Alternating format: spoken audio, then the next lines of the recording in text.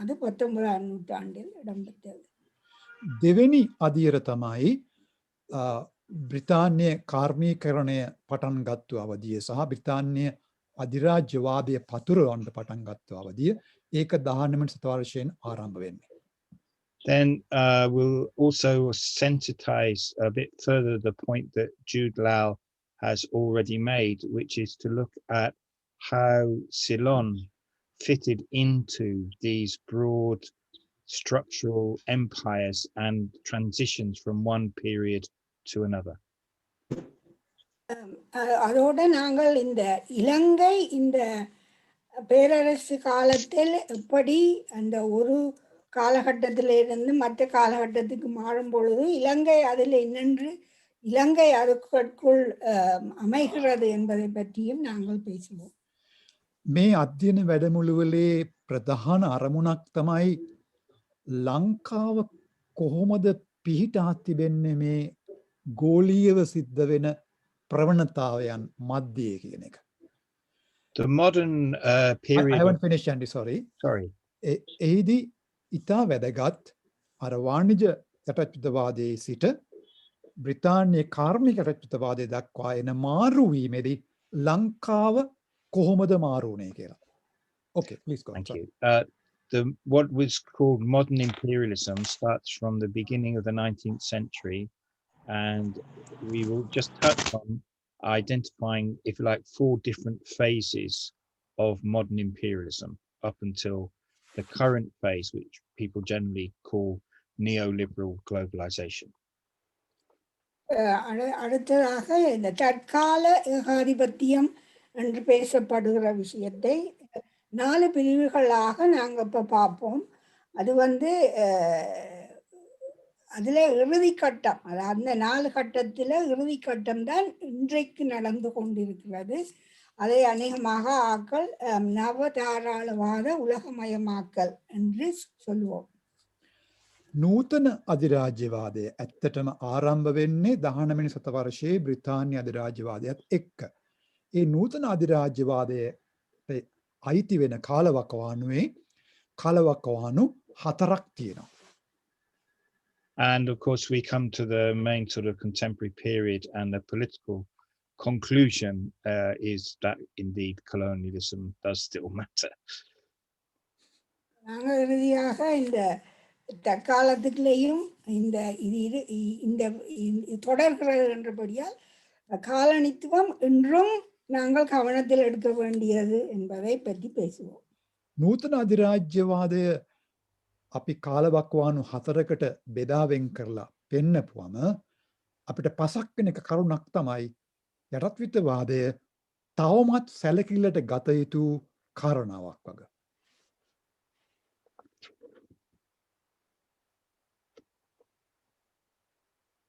These are some of the broad themes which you might want to think about.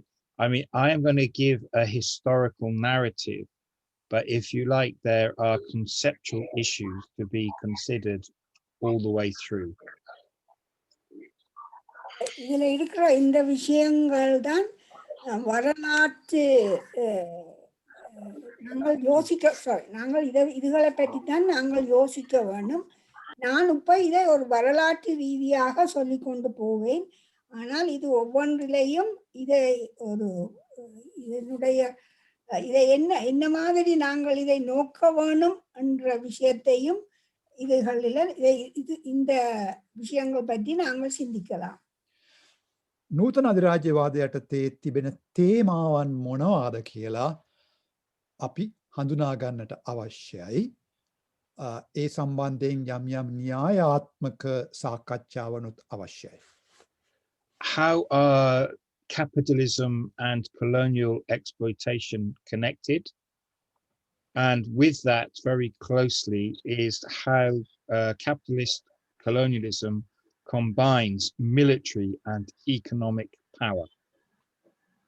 முதலாவது முதலாளி தத்துவமும் காலனியமும் எப்படி ஒவ்வொரு இடத்திலேயும் எக்ஸ்ப்ளாய்ட் பண்றது என்பதை பற்றியும், அதோட சேர்ந்து இராணுவ பலமும் பொருளாதார பலமும் என்னென்று சேர்ந்து இயங்குகிறது என்பதையும் பார்க்கலாம். නූතන අධිරාජ්‍යවාදයේ එක ප්‍රධාන තේමාවක් තමයි ධනවාදයයි යටත් විජිත සූරාකෑමයි අතර තියෙන සහ සම්බන්ධය විග්‍රහ කරගන්න එක. Another very big No, theme. Andy, one more. Oh, sorry. ඒත් එක්කම අපි පැහැදිලි කරගන්නට ඕනේ මිලිටරිමය බලයයි ආර්ථික බලයයි කොහොමද එකට එකක් ගැට ගැහිලා තියෙන්නේ මේ ධනවාදයේ සහ යටත් සූරාකෑම ඇතුලේ කියලා. Another big theme, which is how the nationalism of oppressed peoples by colonialism is different in its very nature from the nationalism of the colonial powers themselves. இன்னொரு விஷயம், அந்த அடக்கப்பட்ட மக்களுடைய தேசியம் என்றதும் அடக்கிற நாடுகளுடைய தேசியம் என்றதும் அடிப்படையில் வித்தியாசமானது என்றதையும் கவனிக்கலாம். ඊළඟ තේමාව තමයි මේ නව අධිරාජ්‍යවාදී යුගය ඇතුලේ පීඩක ජාතිකත්වය සහ පීඩිත ජාතිකත්වය අතර තිබෙන වෙනස හඳුනා ගැනීම. Another very big theme for the world system is where in the world is wealth produced and where is it consumed, and how is the wealth transferred from one part of the world to the other. இன்னொரு பெரிய விஷயம் என்னென்றால், உலகத்தில் செல்வம் எங்கே உருவாக்கப்படுகிறது, உற்பத்தி செய்யப்படுகிறது என்றதும், அது எங்கே அதை நுகர்கிறார்கள் என்றதையும், இது எப்படி ஒரு இடத்திலிருந்து மற்ற இடத்துக்கு இது நகர்த்தப்படுகிறது என்பதையும் பார்க்க வேண்டும். මේ අධිරාජ්‍යවාදී ක්‍රමය ඇතුලේ තිබෙන තවත් ඉතාමත් ලොකු තේමාවක් තමයි ධනය කොහේද නිෂ්පාදනය වෙන්නේ, එය පරිහරණය කරන්නේ කොහේද, සහ එය හුවමාරු වෙන්නේ කොහොමද. Another really big issue is how colonialism shapes class relations inside the colonized country and in a different way inside the imperialist countries. The effect of colonialism on class relations. இன்னொரு பெரிய விஷயம், அந்த ஒரு சமூகத்தில் உள்ள அந்த கிளாஸ் பிரிவுகள் முதல் இருந்ததுக்கும் காலனித்துவம் அதை எப்படி மாற்றுகிறது அல்லது இன்னும் ஒரு வடிவத்துக்கு கொண்டு வருகிறது என்பதும், காலனியம் செய்கிற நாடுகளில் அது எப்படி இருக்கிறது என்பதை பற்றியதும். මේ යටත් විත්ත ධනවාදී ක්‍රමය ඇතුලේ යටත් විජිතය ඇතුලේ පන්ති කොහොමද නිර්මාණය වෙන්නේ සහ අධිරාජ්‍යවාදී රටවල් ඇතුලේ පන්ති කොහොමද නිර්මාණය වෙන්නේ සහ ඒ පන්ති නිර්මාණයන් දෙක අතර තියෙන වෙනස මොකක්ද කියන එක හඳුනා ගන්න එක තවත් විශාල තේමාවක්.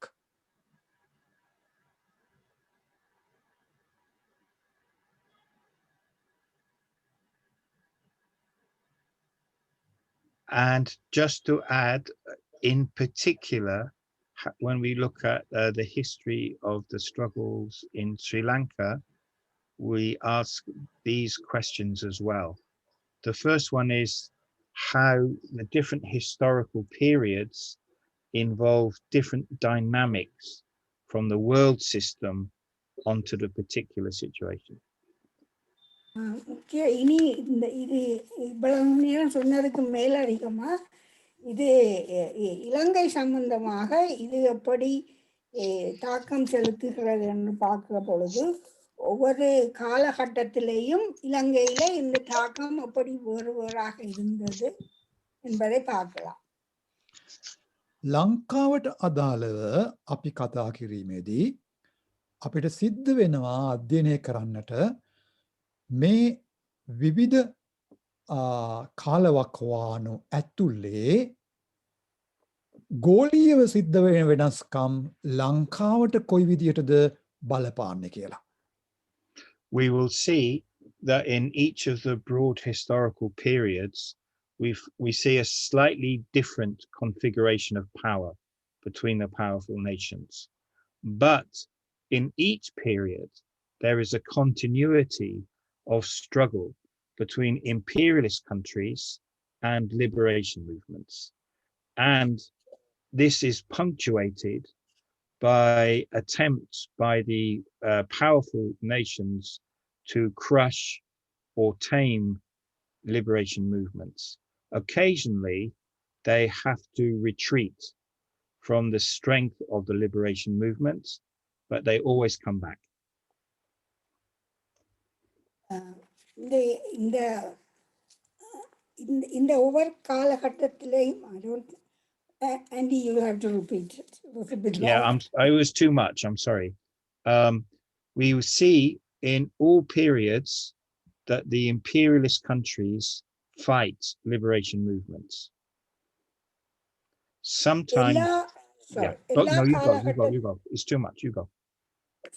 எல்லா காலகட்டத்திலையும் நாங்கள் பார்ப்போம் இந்த இந்த ஆதிக்க ஏகாதிபத்திய நாடுகள் அந்த விடுதலை போராட்ட அமைப்புகளும் எப்படி ஒன்றை தாக்கம் செலுத்தினது என்றதை பார்ப்போம். මේ නූතන අධිරාජ්‍යවාදයේ විවිධ කාලවකවානු අර කාලවකවානු 4ක් තියෙන කියලා මුලින් කිව්වා. ඒ විවිධ කාලවකවානුවල අධිරාජ්‍යවාදයේ හැසිරීම් වෙනස් වෙලා තියෙනවා. ඒකට හේතු වෙන්නේ යටත් විත්ත ඇතුලෙන් එන විමුක්ති අරගල නිසා. සමහර වෙලාවට විමුක්ති අරගල හේතුවෙන් අධිරාජ්‍යවාදයේ යම් යම් වෙනස් කිරීම් කරගෙන තියෙනවා. සමහරලාට මේ විමුක්ති අරගල තනිකරම කුඩු පට්ටම් කරලා දාලා දෙනවා. නමුත් හැමතිස්සෙම පේන එකක් තමයි මේ එහාට මෙහාට වෙනස් වීම.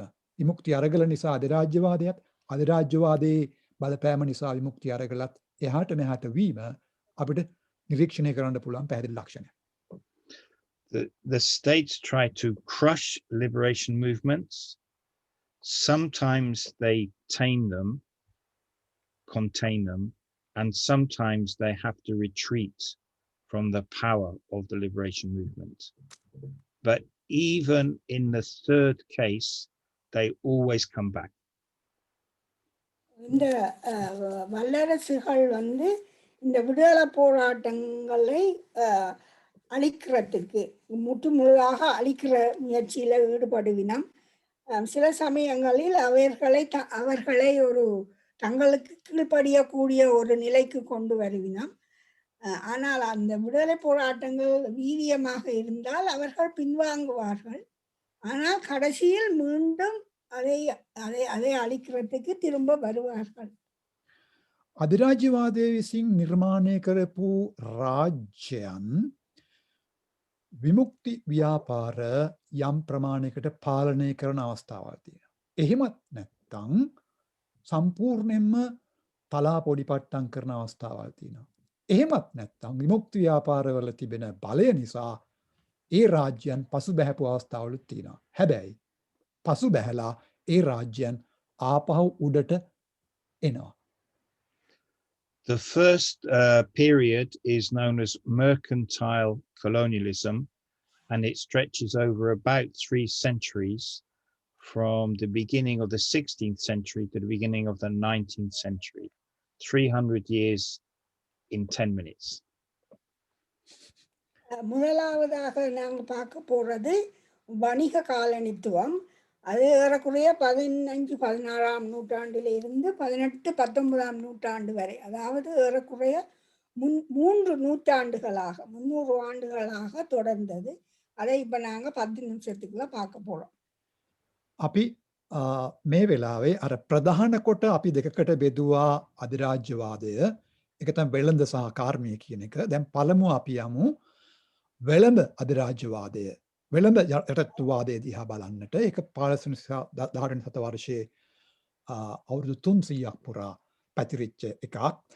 ඒක අපි මිනිත්තු 10ක් ඇතුළත විග්‍රහ කරගන්න උත්සාහ කරමු. For the Americas, this begins in 1492 with Christopher Columbus, and the key words here are conquest and slavery for 300 years. முதலாவதாக 1492 ஆண்டுல அமெரிக்கா கண்டத்துக்கு கண்டத்தில் இது ஆரம்பிக்குது. அங்க முக்கியமாக நாங்கள் அதை குறிக்கக்கூடிய முக்கியமான 2 சொல்லுகள் என்றால், ஒன்று அவர்களை வெற்றி கொள்ளுவது, இரண்டாவது අඩිමයිහලාක්වද. මේ යුගේ ආරම්භ වෙන්නේ ක්‍රිස්ටෝපර් කොලම්බස් අමරිකානු මහද්වීපය සොයාගත්තාය කියන තැනේ ඉඳලා. ඒ සොයාගත්තාය කියන වචනේ ඉතාමත් නරක වචනයක්. මොකද ඒකෙන් අදහස් කරන්නේ ඊට ඉස්සෙල්ලා එක තිබුණේ නැහැ, මේ එක්කෙනෙක් හොයාගත්තා කියලා. ඒක අවුරුදු 300ක් දක්වා දික් වෙනවා. ඒකේ ප්‍රධානම ලක්ෂණ දෙකක් තියෙනවා. ඒ තමයි ආක්‍රමණය සහ යටත් කිරීම සහ වහල් භාවය. And you know that Asia also began to suffer from mercantile colonialism from the beginning of the 16th century with the Portuguese and the Dutch, the French and the British. And the common pattern here was the use of naval power. These were seafaring empires. உங்களுக்கு தெரியும், ஆசியாவிலேயும் இதனுடைய தொடக்கம் 16ஆம் நூற்றாண்டில் தொடங்குது. Portuguese, touch, French, British 3 நாடுகளும் கடல் போக்குவரத்து, கடல் சார்ந்த ஒரு பேரரசுகளாக அவைகள் உருவாகி இந்த காலத்துல தொடங்குது. ආසියාවත් මේ යුගයේ මේ වාණිජ යටත්විතවාදයට මුහුණ දුන්නා. පෘතුගීසි, ලන්දේසි, ප්‍රංස, බ්‍රිතාන්‍ය අධිරාජ්‍යයන් යටතේ එහි ප්‍රධානම විදිය වුණේ මුහුදු බලය යොදාගෙන යටත් කිරීම. We also know that through the form of the East India Company, the British occupied India and began to drain enormous amounts of wealth, especially from the poor peasantry of India for hundreds of years. அதோட இந்தியாவில் east India company ஆக்கிரமித்து இந்தியாவில் இருந்து மிகவும் பெருமளவான செல்வத்தை, முக்கியமாக ஏழை மக்கள் உற்பத்தி செய்யும் செல்வத்தை வடித்து கொண்டு எடுத்துக்கொண்டு போனது. මෙහිදී මතක් කරන්න ඕන මේ කාලයේ වෙච්ච තා ප්‍රධාන දෙයක්, නැගෙනහිර ඉන්දියානු සමාගම හරහා බ්‍රිතාන්‍ය දරුණු විදිහට ඉන්දියාවේ සම්පත් සූරා කෑවා, විශේෂයෙන්ම මිලියන ගණනක් වෙච්ච ගොවි ජනතාවගේ සම්පත්. There was always resistance to colonial occupation and slavery.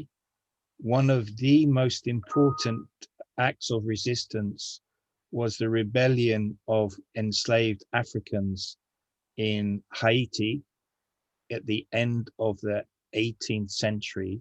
Their war of resistance lasted for 13 years and they ended with an independent republic. So இந்த காலம் முழுவதிலும் காலனித்துவத்துக்கு எதிரான போராட்டங்கள் நடந்து கொண்டுதான் இருந்தது. இதில் முக்கியமாக ஹைட்டியில ஆப்பிரிக்க அடிமைகள் எடுத்த எழுச்சியும் போராட்டமும் 18ஆம் நூற்றாண்டிலே நடந்தது. அவர்களுடைய போராட்டத்தின் முடிவாக ஹைட்டிக்கு சுதந்திரம் கிடைத்தது. අපි එකක් තේරුම් ගන්නට ඕනේ, අර මුලින් කිව්ව විදිහට අධිරාජ්‍යයට එරෙහිව යටත්විතවලින් මතු වුණු අරගල ගැන විශේෂයෙන් සඳහන් කරනවා 18 වෙනි සතවර්ෂයේ අවසානයේ අප්‍රිකාවෙන් ගෙනහපු වහල්ලු විසින් මෙහෙයවපු හයිටියේ අවුරුදු 13ක් පුරා දික්කැස්සනෝ යටත්විත විරෝධී අරගලය ජයගත්තේ අවුරුදු 13කට පස්සේ හයිටි ජනරජයක් පළවෙනි වතාවට යටත්විත ඇතුලේ ස්ථාපිත කරන්නේ. Unfortunately, mainstream history forgets this resistance, but we, the peoples of the world, should remember it, because this was the first independent black state in the world of an oppressed, enslaved people liberated themselves. துரதிருஷ்டவசமாக இந்த மைய நீரோட்ட வரலாற்று கதையாடல்கள் இதை மறந்துடுறது. ஆனால் உலக மக்களாகிய நாங்கள் இதை ஒருபோதும் மறக்கக்கூடாது. அடிமைப்படுத்தப்பட்ட கருப்பு இன மக்கள் முதல் போராடி ஒரு சுதந்திர நாடாக மாறியது ஹைட்டி என்ற இந்த இடத்தில்தான். அதிபதி ඉතිහාසය විසින් හයිටියේ විප්ලවය තනිකර අතුගා දමා තිබෙනවා. පීඩිත ජනතාව නියෝජනය කරන ක්‍රියාදාරය ලෙස අපි හයිටියේ විප්ලවය මතු කරගන්නට ඕනේ. ඒක තමයි නූතන යුගයේ බිහිවෙච්ච පළවෙනි කළු ජාතික ජනරජය. At the beginning of the 19th century, Britain and France fought each other in order to decide which country would dominate commerce. And in fact, England beat France through warfare. 19ஆம் நூற்றாண்டு அளவில் பிரித்தானியாவும் பிரான்சும் யார் உலகத்தை இந்த உலக வர்த்தகத்தை மேலாதிக்கம் செலுத்துகிறது என்பதற்காக பெரிய போர் நடத்தினது. அதில் இங்கிலாந்து தான் இறுதியில வெண்டது, போர் மூலம் வெண்டது. එක කරුණක් මේ වෙලාවේ විශේෂයෙන් මතක් කරන්නට ඕනේ. ඒ තමයි අධිරාජ්‍යයන් අතරත් විශාල බල අරගලයක් තිබුණා. උදාහරණයක් ලෙස 19 වෙනි සතවර්ෂයේ ආරම්භයේදී බ්‍රිතාන්‍යය සහ ප්‍රංශය එකිනෙකට එරෙහිව හටන් කළා මුහුදු මාර්ගය යටත් කරගන්නේ කොහොමද කියන කාරණාව මත. එහිදී අවසාන වශයෙන් ජයගත්තේ බ්‍රිතාන්‍ය අධිරාජ්‍යය. The 19th century was one of the dominance of Britain and British industry and British Empire. 19ஆம் நூற்றாண்டு தான் பிரித்தானியா மிகவும் மேலாதிக்கம் செலுத்திய காலமாகவும் பிரித்தானியாவின் தொழில்துறையும் அந்த பேரரசும் மிகவும் வளர்ந்து பலமுள்ள இடமாக மாறியதும் இந்த காலத்துல தான். මුළු 19 වෙනි සතවර්ෂයම ගත්තොතින් ඒක බ්‍රිතාන්‍ය අධිරාජ්‍යවාදී සතවර්ෂයක් කියලා හඳුන්වන්නට. At the end of the 18th century, the Industrial Revolution started, and in the early 19th century, this was centered on cotton industries, and Britain did develop a huge capacity for industrial production by the middle of the 19th century. In 18ஆம் நூற்றாண்டு அளவில் பிரித்தானியாவில் தொழில்துறை புரட்சி இடம்பெற்றது. 19ஆம் நூற்றாண்டில் பிரித்தானியாவில் அந்த பருத்தி உடை உற்பத்தி சார்ந்த ஒரு பெரிய வளர்ச்சி ஏற்பட்டது. 18 වෙනි සතවර්ෂයේ අවසානයේදී තමයි කාර්මික විප්ලවය දියත් කළේ. 19 වෙනි සතවර්ෂයේ ආරම්භයේදී ඒ කාර්මික විප්ලවයේ ප්‍රධාන නිෂ්පාදන භාණ්ඩයක් ලෙස කොටන් කර්මාන්තය බ්‍රිතාන්‍යය ආරම්භ කළා. Alongside this, Britain had kept its military power, and it used it in 2 wars against China in 1830s and 1850s, trying to force the Chinese to take opium, which was grown in India, and forced on China.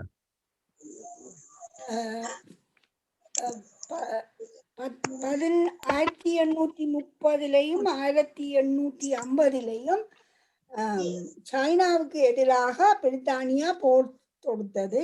இந்த காலகட்டத்தில் பிரித்தானியா என்ற இராணுவ பலம் இன்னும் அதிகரித்து கொண்டு வந்தது.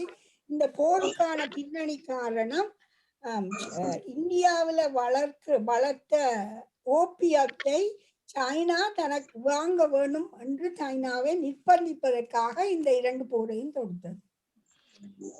මේ නැගී එන කාර්මික විප්ලවය හරහා හදාගත්තු ආර්ථික බලයට අමතරව බ්‍රිතාන්‍ය තම මිලිටරි බලයත් ගොඩනගා ගත්තා. ඒක යෙදෙව්වා චීනට එරෙහිව යුද්ධ 2ක් මෙහෙවන්නට.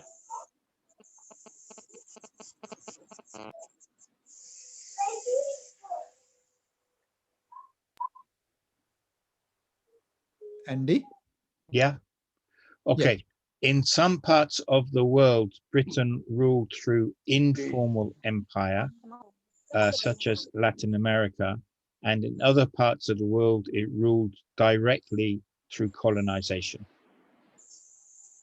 சில இடங்களில பிரித்தானியா ஒரு இன்ஃபார்மல் பேரரசாக இயங்கினது லத்தீன் அமெரிக்கா போன்ற இடங்களில. மற்ற இடங்களில ஒரு நேரடி காலனிய நாடுகளாக ஆட்சி செய்தது. විදි දෙකකින් බ්‍රිතාන්‍ය තමුන්ගේ අධිරාජ්‍යවාදී පැතිරුව. එකක් නිල නොවන විදිහට වක්‍රව එය ලතින් අමරිකාවේ ඔවුන් පත්වගෙන ගියා. ආසියාවට ගත්තම ඔවුන් ඍජුව අධිරාජ්‍යවාදය නිල වශයෙන් පවත්වාගෙන ගියා. We should remember that the Industrial Revolution was actually based on two things. One were the workers in the factories in England, but the other was the enslaved African Americans in the cotton plantations in the US South. அங்க இன்னமும் நம்ம ஞாபகத்துல வச்சிருக்கோனும் இந்த தொழில்துறை பிரித்தானியாவில் இடம்பெற்ற தொழில்துறை புரட்சிக்கு 2 முக்கியமான மக்கள் அதுக்கு பின்னாலே இருக்கிறார்கள். ஒன்று பிரித்தானியாவில் இந்த தொழிற்சாலைகளில் வேலை செய்த தொழிலாளர்கள். மற்றது இன்றைய ஐக்கிய அமெரிக்காவின் தெற்கு பகுதியில் இருந்த அடிமைப்படுத்தப்பட்ட ஆப்பிரிக்க அமெரிக்கர்களின் வளர்ச்சி.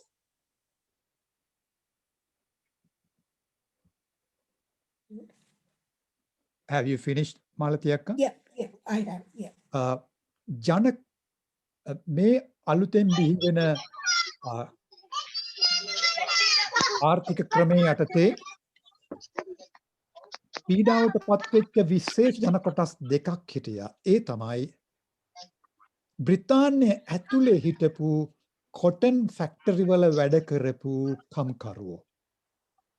දෙවෙනි පිළිවෙල තමයි ඇමරිකා එක්සත් ජනපදයේ දකුණු ප්‍රදේශයේ කොටන් වල වැඩ කොටන් භූමි වල වැඩ කරපු අප්‍රිකානු ඇමරිකානු වහල්ලු. ඔවුන් දෙපිරිස අතරින් විශාල අරගලයන් මතුවෙන්න පටන් ගත්තා. The most important book to explain capitalism was published by Karl Marx in 1887. It is volume 1 of Capital. But Marx focused on the industrial workers and had not so much to say about the enslaved workers. இந்த காலகட்டத்தில் தான் Karl Marx அவருடைய பிரபல நூலான capital என்ற நூலை வெளியிட்டார்.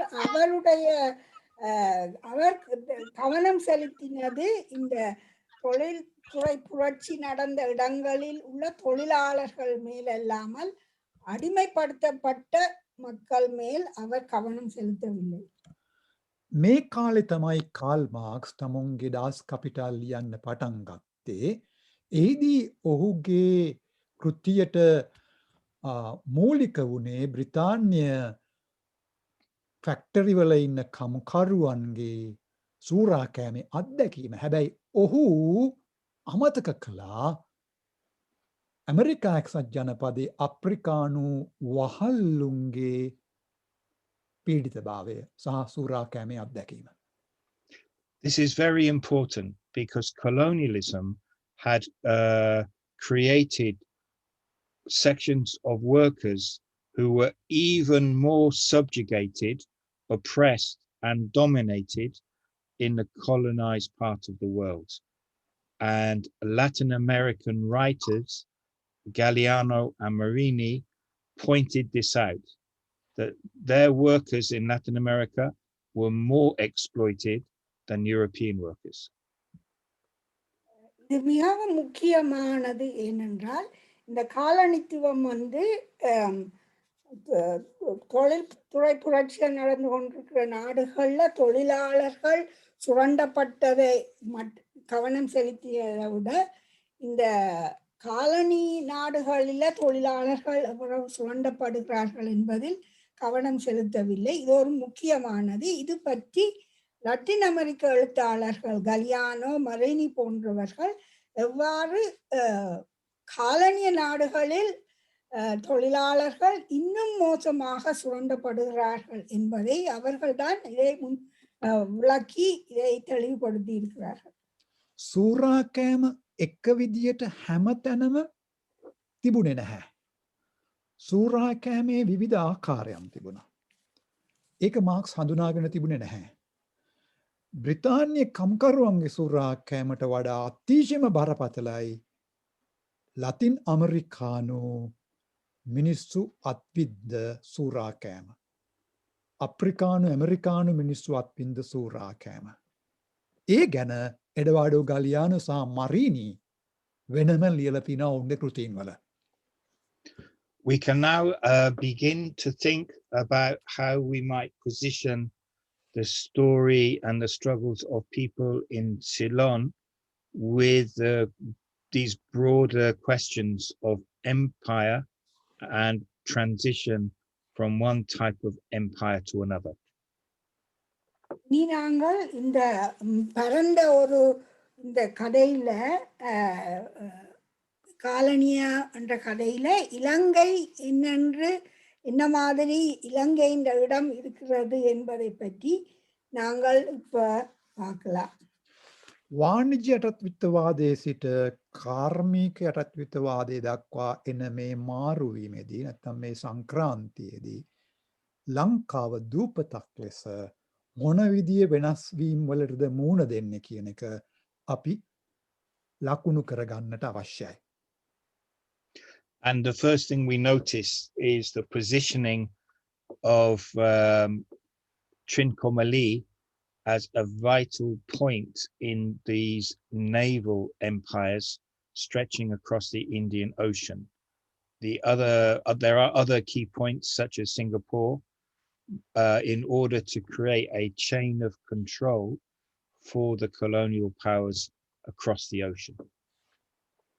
இதுல நாங்க முதலாவதாக கவனிக்க வேண்டியது இந்த கடற்படை சார்ந்த இந்த பேரரசுகளுக்கு திருகோணமலை எவ்வளவு ஒரு முக்கியமான இடமாக மாறிக்கொண்டு வந்தது என்பதும், அதே போல சிங்கப்பூர் போன்ற ஏனைய இடங்களும் இந்த கடற்பிராந்தியத்தை கையாளுவதற்கும் என்ன மாதிரியாக இந்த பேரரசுகள் இதை நோக்க ආරම්භිතන என்பதையும் கவனிக்கலாம். අර මුලින් කිව්ව වගේ මුහුදු බලය යොදාගෙන තමුන්ගේ අධිරාජ්‍ය පතුරවන්නට මූලිකත්වයගත් යුරෝපීය අධිරාජ්‍යයන් ලංකාව දිහා බැලුවේ විශේෂයෙන්ම ත්‍රිකුණාමලේ වරාය මුල් කරගෙන. නාවික බලය සඳහා ත්‍රිකුණාමලේ වරාය අතිශයම වැදගත් මර්මස්ථානයක් බවට පත් වුණා. ආසියාවේ ඊට අමතරව සිංගප්පූරුව වගේ දූපතුත් ඊට ඔවුන්ට වැදගත් වෙනවා. Another big factor for the British in particular was how they saw Ceylon as a safe base for its control of the whole of the Indian subcontinent. இன்னும் ஒரு முக்கியமான விடயம், இந்த பிரித்தானிய பேரரசு இந்தியா என்ற அந்த பெரிய ஒரு கண்டத்தை கையாளுவதற்கு இலங்கை எப்படி ஒரு பாதுகாப்பான இடமாக பிரித்தானியா நோக்கியது என்பதுதான் முக்கியமான விஷயம். බ්‍රිතාන්‍ය අධිරාජ්‍යයට අතිශයම ඉන්දියාව වැදගත් ඔවුන්ගේ කාර්මික විප්ලවයට අවශ්‍ය කරන සූරාකෑම කරන්න. ඉන්දියන් අර්ධද්වීපය ආරක්ෂා කර ගැනීම ඒ නිසා ඔවුන්ට ප්‍රධාන වෙනවා.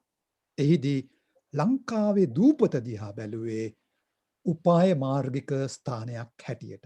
ඉන්දියාව පාලනය කරගන්න. ඉන්දියාව ආරක්ෂා කරගන්න. A third aspect was the economic exploitation. These empires sucked in wealth from all over the world. And of course, the British in particular set up plantations on the island, and they used very super exploitation to produce cheap coffee, then cheap tea for consumption in England and for profits of English companies. அடுத்தது நாங்கள் கவனிக்கக்கூடியது இந்த பொருளாதாரம் சார்ந்து எப்படி சுரண்டப்பட்டது என்றது. உலகம் முழுக்களுமே இப்படியான சுரண்டல்கள் நடந்து கொண்டிருந்த மாதிரி இலங்கையிலையும் பிரித்தானியா தேயிலை கோப்பி போன்ற தோட்டங்களை உருவாக்கி அதை பிரித்தானிய நாடு போன்ற மேற்கு நாடுகளுக்கு அதை நுகர்வதற்காக இங்கே உற்பத்தி செய்தார்கள். அதோடு அந்த கம்பெனிகளின் லாபத்திற்காகவும் இந்த தோட்டங்கள் செய்யப்பட்டன. இதிலே தொழிலாளர்கள் எவ்வளவு மோசமாக சுரண்டப்பட்டார்கள் என்பதும் இங்கே கவனிக்கப்பட வேண்டும். අපි තේරුම් ගන්නට ඕන එකක් තියෙනවා ලංකාවට අදාළව කල්පනා කරද්දී පළවෙනි අවශ්‍යතාවය තමයි මිලිටරිමය ලෙස ලංකාව පාවිච්චි කිරීම ඉන්දියාව පාලනය කරන්න. ත්‍රිකුණාමලය ඒ සඳහා මූදු බලය යොදා ගන්නට ඕන කරන මර්මස්ථානයක් ලෙස රැක ගන්න. තුන්වෙනි එක ආර්ථිකයි. ඒ තමයි වතුකරයේ සූරාකෑමට ලක්කරමින් වතුකර ජනතාව බ්‍රිතාන්‍යයේ පරිහරණය සඳහා කෝපි සහ තේ වගාවන් වල ඔවුන්ව නිරත කිරීම. එතකොට භාණ්ඩ නිෂ්පාදනය වෙන්නේ කොතනද? ඒවා පරිහරණය කරන්නේ කොතනද කියලා මුලින් කිව්වේ ඒ අර්ථයෙන්. My next 2 points relate more to the 20th century, and I will come to the broad patterns in the next section, but I just want to highlight 2 points about Sri Lanka as we go into the next section. என்னுடைய அடுத்த 2 பாயிண்ட்ஸும் 20ஆம் நூற்றாண்டளவில் நடக்கிறது. அடுத்த ஸ்லைடை இதில் இன்னும் கொஞ்சம் ஆழமாக பார்ப்போம். ஆனால் இங்கே அதை பற்றி சில குறிப்புகளையும் உங்களோட கவனத்தையும் அதை பற்றி இங்கே சொல்ல வேண்டும். கவனத்தையும் இழுக்க வேண்டும் இந்த 2 விஷயம் பற்றி. මිලිටරිමය සහ ආර්ථිකමය අවශ්‍යතාවයන් හැරුණකොට අනිත් කරුණු දෙක මම කැමතියි ටිකක් ගැඹුරෙන් කතා කරන්න ඊළඟ ස්ලයිඩ් එකෙන්. The first is that Sri Lanka did not have to fight a war of liberation to get its independence.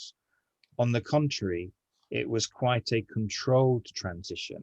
It was a deal that was struck between the political forces in Sri Lanka and the British. It was a managed transition to independence. முதலாவதாக இலங்கை சுதந்திரம் அடைவதற்காக ஒரு பெரிய விடுதலை போராட்டம் நடக்கவில்லை. இலங்கையின் சுதந்திரம் ஒரு கையாளப்பட்ட கவனமாக ஒரு நிலையிலிருந்து மற்ற நிலைக்கு மாற்றப்பட்ட ஒரு சம்பவமாக, அதாவது அன்றைய காலத்தில் இலங்கையில் இருந்த அரசியல் சக்திகளோடு செய்யப்பட்ட ஒரு ஒப்பந்த போலத்தான் அந்த சுதந்திரம் நடைபெற்றதொழிய ஒரு போராடி சுதந்திரம் பெற்றதாக இல்லை. හයිටිය වගේ ජාතික විමුක්ති අරගලයකින් ලංකාව නිදහස දිනාගත්තේ නැහැ. ලංකාවට නිදහස ලැබුණා. දිනාගත්තු එකක් නෙවෙයි ඒක. ඒ නිදහස පාලනය කරපු නැත්නම් අපි කියන්නේ මැනේජ් කරපු නිදහසක්. බලය හුමාරු වුණේ අධිරාජ්‍යවාදී පාලනයේ යටතේ. What was inherited from the transition was a continuation of many of the ties of empire.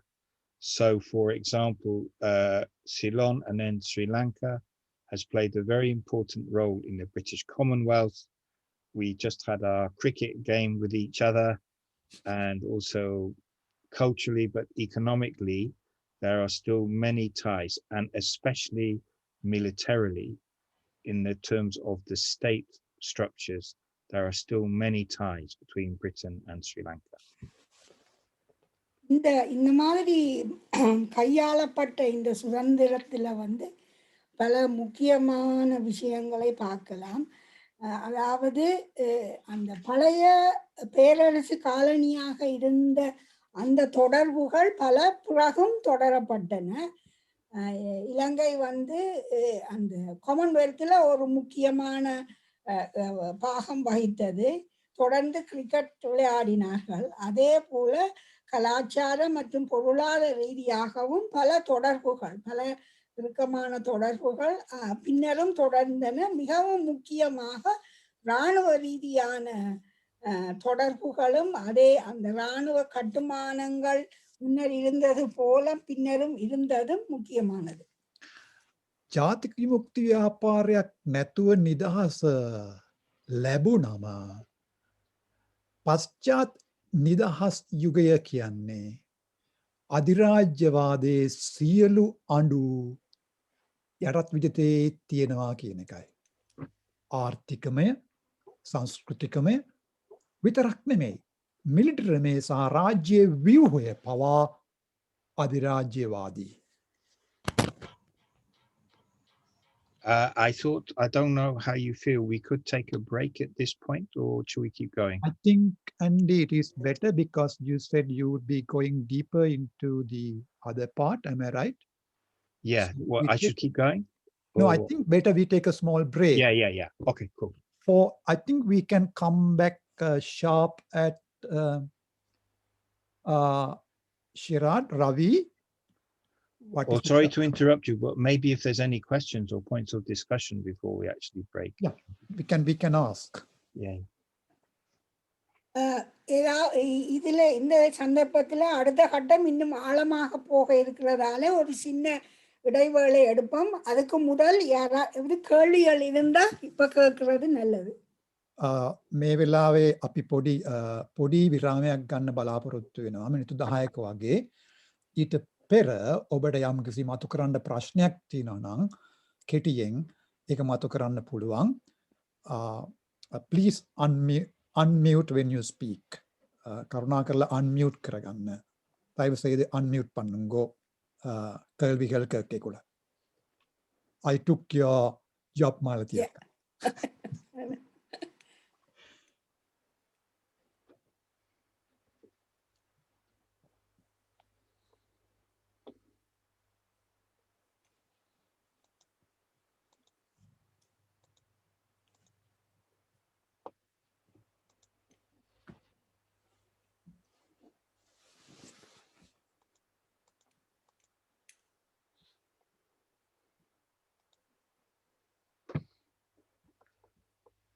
Okay, maybe we just take a break and for a few Yes, minutes. so we can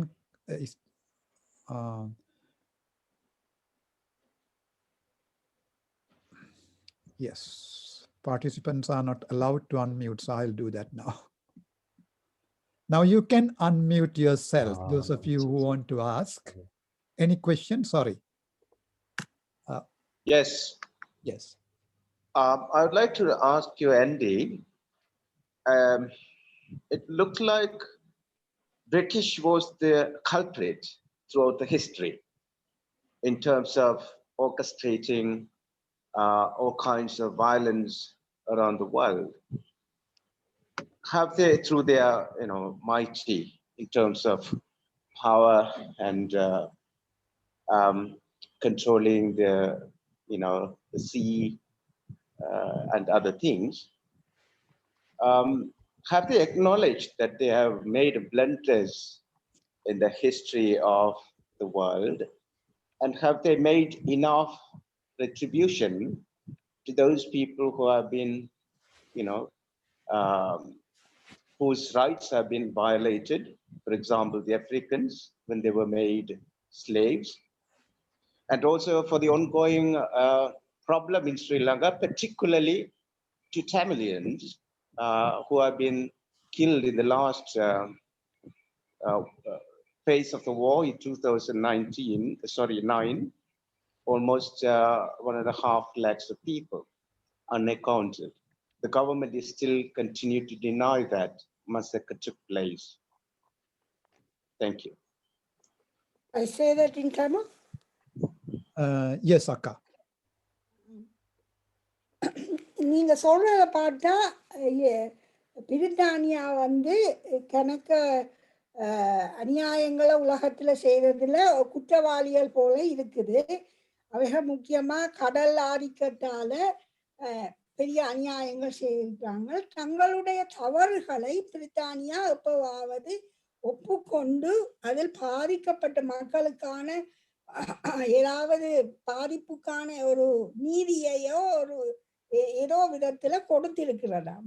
முக்கியமாக ஆப்பிரிக்க மக்களை அடிமைகளாக்கியதும் சரி, இலங்கையில் தமிழருக்கு எதிரான அநியாயங்களும் 2009 இதனால 1.5 லட்சம் மக்கள் கொல்லப்பட்டதுக்குமான ஏதாவது இந்த சம்பவங்கள் எல்லாம் ஏதாவது ஒன்றுக்கு பிரித்தானியா தன்னுடைய தவறுகளை ஏற்றுக்கொண்டு ஏதாவது செய்திருக்கிறதா?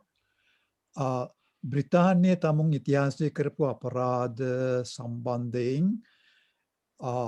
යම් කිසි වන්දියක් ගෙවලත් තියෙනවාද විශේෂයෙන්ම කළු ජාතික වහලු ලෙස ගෙනාපු ජනයාට එත් එක්කම ලංකාවේ දෙමළ ජනතාව ඝාතනය කිරීමේදී ශ්‍රී ලංකා රජයට විශාල සහයක් දැක්වා. ඒ සම්බන්ධයෙන් බ්‍රිතාන්‍යය යම් කිසි ආපසු හැරී බැලීමක් කරලා තියෙනවාද? I mean, these are two very good questions and very big ones. Let me talk about the first one. You will have seen in the news of perhaps the statue of the slave trader Colston was pulled down in Bristol a few months ago. I think that was international news. In fact, 4 young people who pulled down the statue are now in a court case. They've been taken to court by the British state for pulling down that statue. அக்கா, இது 2 நல்ல கேள்விகள் கேட்டிருக்கீங்க. முதலாவது நான் சொல்லக்கூடியது மிகவும் அண்மையிலே பிரிஸ்டல் என்ற பிரித்தானிய நகரத்தில் ஒரு அடிமை வியாபாரம் செய்த ஒருவருடைய சிலை இருந்தது. அதை உடைத்து கீழே விழுத்தினார்கள். அதற்காக 4 இளையோர்கள் இப்பொழுது பிரித்தானிய கோர்ட்டின் முன் நிறுத்தப்பட்டிருக்கிறார்கள். ඉතාමත් වැදගත් ප්‍රශ්න දෙකක්. මම පළවෙනි ප්‍රශ්නයට යම් කිසි පිළිතුරක් දෙන්න උත්සාහ කරන්නම්. මෑතකදී වහල් වෙළෙන්දෙක්ගේ ප්‍රතිමාවක් බ්‍රිස්ටල් නගරයේ විශාල ජන උද්ඝෝෂණයක් එක්ක බිම දැම්මා ක්‍රියාධාරයෝ විසින්. මේ වෙද්දී ඒට මූලිකත්වය දුන්නු ක්‍රියාධාරයෝ 4 දෙනෙකුට විරුද්ධව බ්‍රිතාන්‍ය රජය නඩු පවරලා තියෙනවා. In essence, there are 2 versions of history which we are arguing out in the public domain. The official version is that the British were the good guys because we ended slavery. They celebrate William Wilberforce and they celebrate some Christians in England who did want to end the slave trade and slavery. But this official version forgets that the main motor was the liberation in Haiti and the big rebellions in Jamaica and Barbados of the enslaved people themselves. உண்மையில இந்த இந்த வரலாறுல 2 வகைகள் இருக்குது. பிரித்தானியாவினுடைய வளமையாக ஒபிஷியலா சொல்லப்படுற ஹிஸ்டரியில பிரித்தானியா தான் நல்லது என்றும் அடிமைத்தனத்தை ஒழிப்பதற்காக அவர்கள்தான் முன்னின்று செய்தார்கள் என்றும் அதற்காக சில பிரித்தானியர்கள் கொண்டாடப்படுகிறார்கள் ஆனால் அவர்கள் எதை மறந்து விட்டார்கள் இந்த அடிமை ஒழிப்பு உலகத்துல நடந்ததுக்கு முன்னோடியாக இருந்தது ஹைட்டியில நடந்த விடுதலை போராட்டமும் தொடர்ந்து ஜமைக்கா போன்ற நாடுகளில் நடந்த போராட்டங்களும் தான். නිල ඉතිහාසය විසින් කියන තේ සහ සත්‍යය අතර විශාල පරතරයක් තියෙනවා. නිල ඉතිහාසය විසින් කියන්නේ බ්‍රිතාන්‍ය හොඳ දෙයක් කළා වහල් සේවාව තහනම් කිරීමෙන් කියලා. එයිට නායකත්වයේ දුන්නු විල්බෆෝසා අනිත් අයව සමරනවා. ඇත්තටම බ්‍රිතාන්‍යයට වහල් සේවය තහනම් කරන්නට බලපෑවේ හයිටියේ ජාතික විප්ලවය, ජමයිකාවේ බාබඩෝස් වල අප්‍රිකානු ඇමරිකානු ජනතාවගේ නැගී සිටීම. ඒක තමයි නිල නොවන ඉතිහාසය. ඒක තමයි සත්‍යය. The emergence of the Black Lives Matter movement in the US had a big spillover effect here in England. We had hundreds of protests of young Black teenagers mostly and their white friends protesting in the street. And this is what has really been the political force to challenge and to change the narrative. இந்த கருப்பு மக்களும் முக்கியம். Sorry, அதாவது ஆங்கிலத்தில் black lives matter என்று சொல்லுற இந்த movement அமெரிக்காவில் யூஎஸ்ல தொடங்கி அது இந்த பிரித்தானியாவிலேயும் வந்து சேர்ந்தது. கருப்பு இன இளையோர்களும் அவர்களுடைய வெள்ளை இன நண்பர்களும் சேர்ந்து பெரிய போராட்டங்கள் நடத்தி இருக்கிறார்கள். அதுதான் இப்பொழுது பிரித்தானியாவில் அவர்கள் சொல்லும் கதையாடல்களில் மாற்றங்கள் கொண்டு வருவதற்கு முன்னோடியாக இருக்கிறது. Black Lives Matter කියන සටන් පාඨය යටතේ ඇමරිකා එක්සත් ජනපදයේ පහුගිය අවුරුද්ද පුරා මතුවුණු නැගී සිටීම් බ්‍රිතාන්‍යයට බරපතල ලෙස බලපෑවා. 100,000 ගණනින් විශේෂයෙන්ම තරුණ කොටස් කළු ජාතික ක්‍රියාධරයන්ගේ නායකත්වයෙන් සුදු ජාතික තරුණ කොටසුත් එකතු කරගෙන විශාල ප්‍රමාණයට මතුවෙන්න පටන් අරන් තියෙනවා. ඒක තමයි අර කියන අධිපති ඉතිහාසය වෙනස් කරන්නට පුළුවන් එකම විදිය. I mean, just to be brief on your second point, because I think there might be further discussions and study on this. But my belief is that the work of the Bremen Human Rights Association and other friends have exposed the extent to which the British have been completely complicit to the point of being co-responsible for the genocide of the Tamils, of the Elam Tamils. I think they are deeply responsible. ரெண்டாவது point கேள்வி நீங்க கேட்டதை கொஞ்சம் சுருக்கமா இப்ப சொல்லலாம். இதை பற்றி மேலும் நாங்கள் உரையாடுவோம் என்று நினைக்கிறேன். பிரேமனில் நடந்த மக்கள் தீர்ப்பாயம் ஹியூமன் ரைட்ஸ் அசோசியேஷன் உதவியோடு நடந்த மக்கள் தீர்ப்பாயத்தின் முடிவில் பிரித்தானியா இலங்கையின் பிரச்சனையில் எந்தளவு ஆழமாகவும் முழுமையாகவும் இலங்கையில் நடந்த சம்பவங்களுக்கும் அந்த இன அழிப்புக்கும் பொறுப்பாக இருக்கிறது என்பதை அந்த தீர்ப்பாயம் வெளிக்கொண்டு வந்திருக்கிறது. ජාත්‍යන්තර මානව හිමිකම් සංවිධානය බ්‍රේමන් නගරයේ ජර්මනියේ තියෙන සංවිධානය කළ ලංකාව සම්බන්ධයෙන් විමර්ශනයක් කරපු මහජන විනිශ්චය සභාව ඉතා පැහැදිලිව චෝදනා කරනවා බ්‍රිතාන්‍ය රජයට දෙමළ ජනතාවගේ ජනසංහාරයට ඔවුන් වගකිව යුතුයි කියලා. බ්‍රිතාන්‍ය රජය වගකිව යුතුයි කියලා. I mean, I am really interested in your views on this, but my basic opinion is that Britain still has a more or less neo-colonial relationship with Sri Lanka. It's got looser in recent years, but there is still this hierarchy of control. And the British media, for example, don't talk about the Tamil genocide anymore. It's been forgotten, it's been pushed away. உங்களுடைய கருத்து அறிய எனக்கு விருப்பம். ஆனால் என்னுடைய கருத்தின்படி பிரித்தானியா இப்போவும் ஒரு நவகாலனித்துவ நிலைமையில்தான் இலங்கை சார்ந்து இருக்கிறது. அண்மை காலத்தில் இது கொஞ்சம் தளர்வடைஞ்சு இருந்தாலும் அந்த அந்த தட்டுகள், அதாவது ஆதிக்க தட்டுகள் அதை கண்ட்ரோல் பண்ற விதங்கள் எல்லாம் இப்பவும் இருக்கிறது. பிரித்தானிய ஊடகங்கள் இலங்கையில் நடந்த இன அழிப்பை பற்றி பெரிதாக பேசுவதும் இல்லை. அதை இப்பொழுது ஒரு மூலையில் தள்ளிவிட்டார்கள். මේ දෙවැනි කරුණ සම්බන්ධයෙන් ඔබත් එක්ක සාකච්ඡා කරන්න මං කැමති. ඔබ එය දකින විදිහ පිළිබඳව දැනගන්නට කැමති. හැබැයි තවත් එකක් කියන්නට අවශ්‍යයි. ලංකාවට අදාළව බ්‍රිතාන්‍යයට තියෙන්නේ නව යටත් විජිතවාදී සම්බන්ධයක්.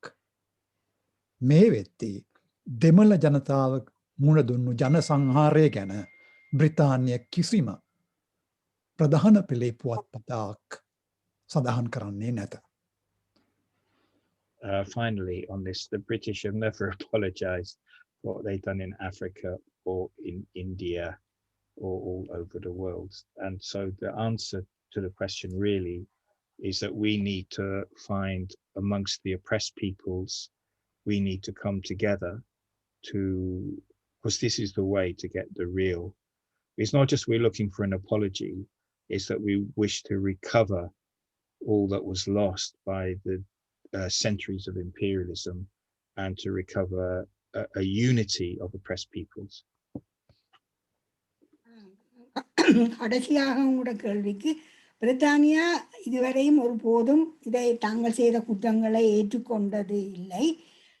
இந்த மாற்றத்துக்கு நாங்கள் அடக்கப்பட்ட மக்கள் எல்லோரும் சேர்ந்துதான் இந்த மாற்றத்தை உண்டாக்கலாம். அவர்கள் தங்களுடைய குற்றங்களை ஏற்றுக்கொள்வது மட்டுமல்ல, அடக்கப்பட்ட மக்கள் என்னத்தை எல்லாம் இழந்தார்களோ அவற்றை மீண்டும் பெறவும் நாங்கள் இந்த அடக்கப்பட்ட மக்களின் ஒற்றுமையூடாகத்தான் இந்த மாற்றங்களை கொண்டு வரலாம். බ්‍රිතාන්‍ය ඉන්දියාවට හෝ අප්‍රිකාවට තමුන්ගේ අධිරාජ්‍යවාදී අපරාධ පිළි අරගෙන ප්‍රකාශයක් කිරීමට වඩාත් වැදගත් වෙන්නේ ඒ අධිරාජ්‍යවාදයෙන් පීඩාවින්ද පීඩිත ජන කොටස් නැගී සිටින එකයි විවිධ ජන කොටස් සහයෝගිතාවයකට එන එකයි. ඒකයි වඩාත් වැදගත් වෙන්නේ. බ්‍රිතාන්‍ය තමුන්ගේ ඉතිහාස සම්බන්ධයෙන් පසුතැවිල්ලකට පත්වෙන එකට වඩා වැදගත් වෙන්නේ ඔවුන් විසින් කොල්ලගාගත්තු ඒ දේ ජනතාව විසින් අලුත් යුගයක් කරා අරන් යන්නට අරගල කරන එකයි. So is it okay, Andy, we break for, let me say, 7 minutes? Now it is 43, 44, or we can come back at 50 in I only need 5 or 10 minutes. It's just more for the translators. Yes. And Father Ravi, Father Sherard, when can we come back?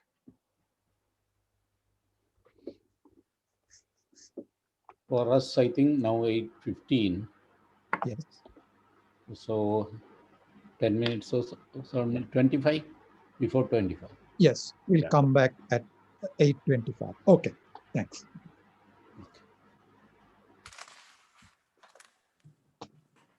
Two oceans simultaneously, the Atlantic and Pacific Oceans.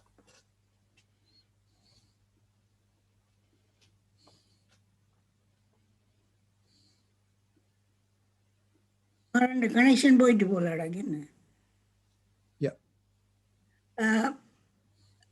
இதே காலகட்டத்தில் US வந்து ஒரு பெரிய ஒரு கடல் சார்ந்த ஒரு வல்லரசாக வளர்ந்து கொண்டு வருகிறது.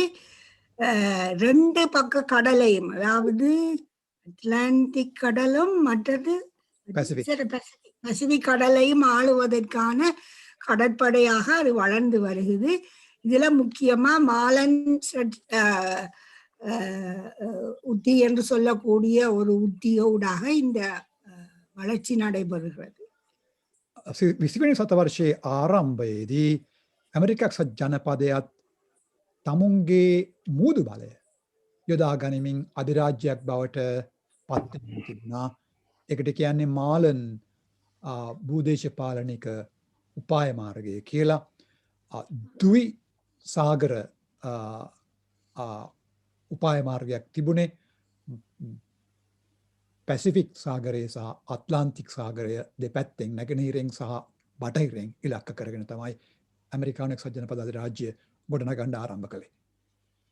Capitalist market relations were spreading around the world, and they very often brought hunger and starvation. And we saw huge popular uprisings in Iran, China, Russia against this new capitalist impoverishment. முதலாளித்துவ சந்தை பொருளாதாரத்தின் கேக்குதா?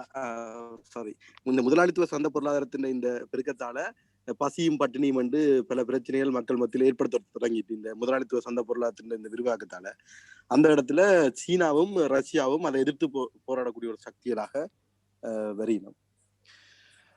ධනපති වෙළඹ පොළ විසින් රටවල් විශාල ප්‍රමාණයක් ගිලගත්තා. ධනපති වෙළඳ පොළ ලෝකෙ පුරා පැතිරෙන්න පටන් ගත්තා 20 සතවර්ෂයේ ආරම්භයේ සිට. ඒ විසින් විශාල ප්‍රමාණයේ සාගින්නක් ජනිත කළා. ඉරානය, චීනය, රුසියාව ඒ නිසා ජනකොටස් ඒ රටවල ජනකොටස් අතරින් විශාල කැරලි ගැසීම් මතුවෙන්න පටන් ගත්තා. Then we come to the First World War, 1914 to 1918, and its consequences. And I believe, like Lenin, that this was an imperialist war between rival European imperialist powers. இதன் தொடர்ச்சியா முதலாம் உலக போர் 1940 இருந்து 48 வரைக்கும் நடக்குது. அதுல லெனின் வந்து இந்த 1914 இருந்து 18 வரையும் முதலாம் உலக போர். சாரி, 1914 இருந்து 18 வரைக்கும் அந்த முதலாம் உலக போர் இதன் விளைவா நடக்குது. இதுல லெனின் வந்து இந்த ஏகாதிபத்திய நாடுகள் இந்த ஏகாதிபத்தியத்துக்கு எதிராக போராடக்கூடிய ஒரு இதுக்கு வர லெனின் මේ 20 සතවර්ෂයේ ආරම්භයේදී අපි දකිනවා පළවන ලෝක මහා යුද්ධය දියත් වෙනවා 1914 1918 දක්වා. ලෙනින් මේ පළවන ලෝක මහා යුද්ධය හඳුන්වන්නේ යුරෝපයේ අධිරාජ්‍යවාදීන් අතර බල අරගලයක ප්‍රතිඵලයක් හැටියට. Politically, Lenin's analysis was that the imperialist powers were fighting in Europe over who gets the most colonies and rules the world. உலகமெங்கிலும் காலனிகளை பெற்றுக்கொள்றதுக்காக யூரோப்புக்குள்ள தங்களுக்குள்ள இவர்கள் இந்த முதலாளித்துவ நாடுகள் போராடுகிறார்கள், அதுக்கு முனைகிறார்கள் என்று சொல்லி லெனின் அரசியல் ரீதியாக ஒரு ஆய்வு முடிவுக்கு வாரார். அதாவது யார் யார் அதிகமான காலனிகளை இப்படி உருவாக்க போறார்கள் என்ற அந்த அந்த அந்த பிணக்கு தான் அந்த யூரோப்புக்குள்ள எழுந்ததாக முதலாளித்துவ நாடுகளுக்குள்ள அரசியல் ரீதியான ஒரு முடிவுக்கு வாரார் ලෙනින්. දේශපාලනික ලෙස දෙවන ලෝක මහා යුද්ධය ලෙනින් හඳුන්වන්නේ අධිරාජ්‍යවාදීන් විසින් යුරෝපයේ යටත් විජිත ලෝකෙ පුරා කොපමණ තමුන් යටතේ තබා ගන්නට ඕනද කියන පදනමේ මත. යටත් විජිත වැඩි වැඩියෙන් පාලනය කිරීමට තිබෙන තරගය මත තමයි අර දෙවන ලෝක මහා යුද්ධය යුරෝපයේ අධිරාජ්‍යවාදී රටවල් අතර මතුවෙන්නේ. In economic side, he explained that there had been a transition within capitalism in that capital was now being invested overseas, which means it was not only a matter of trade, but investment in mines, in plantations, in railways, in oil, in the oppressed part of the world from the imperial powers. இந்த மூலதன திரட்சி அந்த உருவாகினது. அதுக்கு பிறகு அது எப்படி இந்த mining industry, அந்த வர்த்தகம் இல்லாம இந்த பிளான்டேஷன், ரயில்வே, ஆயில் அண்ட் அந்த இந்த விடயங்கள்ல அது எப்படி இந்த காலனிய நாடுகள்ல முதலிடப்பட்டது, அந்த மூலதன திரட்சி எப்படி முதலிடப்பட்டது என்றதை அவர் பார்க்கிறார். பொருளியல் ரீதியாக அது எப்படி போகுதுன்றதை பார்க்கிறார். ආර්ථිකමය ලෙස දෙවන මහා ලෝක යුද්ධය ලෙනින් හඳුන්වන්නේ මෙන්න මේ විදියට. ධනවාදයේ විකාශනය විවිධ වකවානු තිබෙනවා. දෙවන ලෝක මහා යුද්ධ කාලයට පෙර වකවානුව තමයි ධනවාදය හුදෙක් යටත්විත සූරා කෑමෙන් එකතු කරගන්නා ධනයෙන් නිර්මාණය කරපු එකක් පමණක් නෙවෙයි. ඒ වෙද්දී ඒ සූරාකාපු ධනය යළි යටත්විතවල ආයෝජනය කරනවා කුමක් සඳහාද? ඛනිජ සම්පත් සඳහා, දුම්රිය සඳහා සහ විවිධ ආකාරයේ අනෙත් කර්මාන්ත හරහා ඒකත් ධනවාදයටම සම්බන්ධ කරලායි තියෙන්නේ. The other aspect which Lenin emphasized was the centralization of capitalists into big monopoly corporations and the domination of finance. And this is really the birth of multinational corporations today.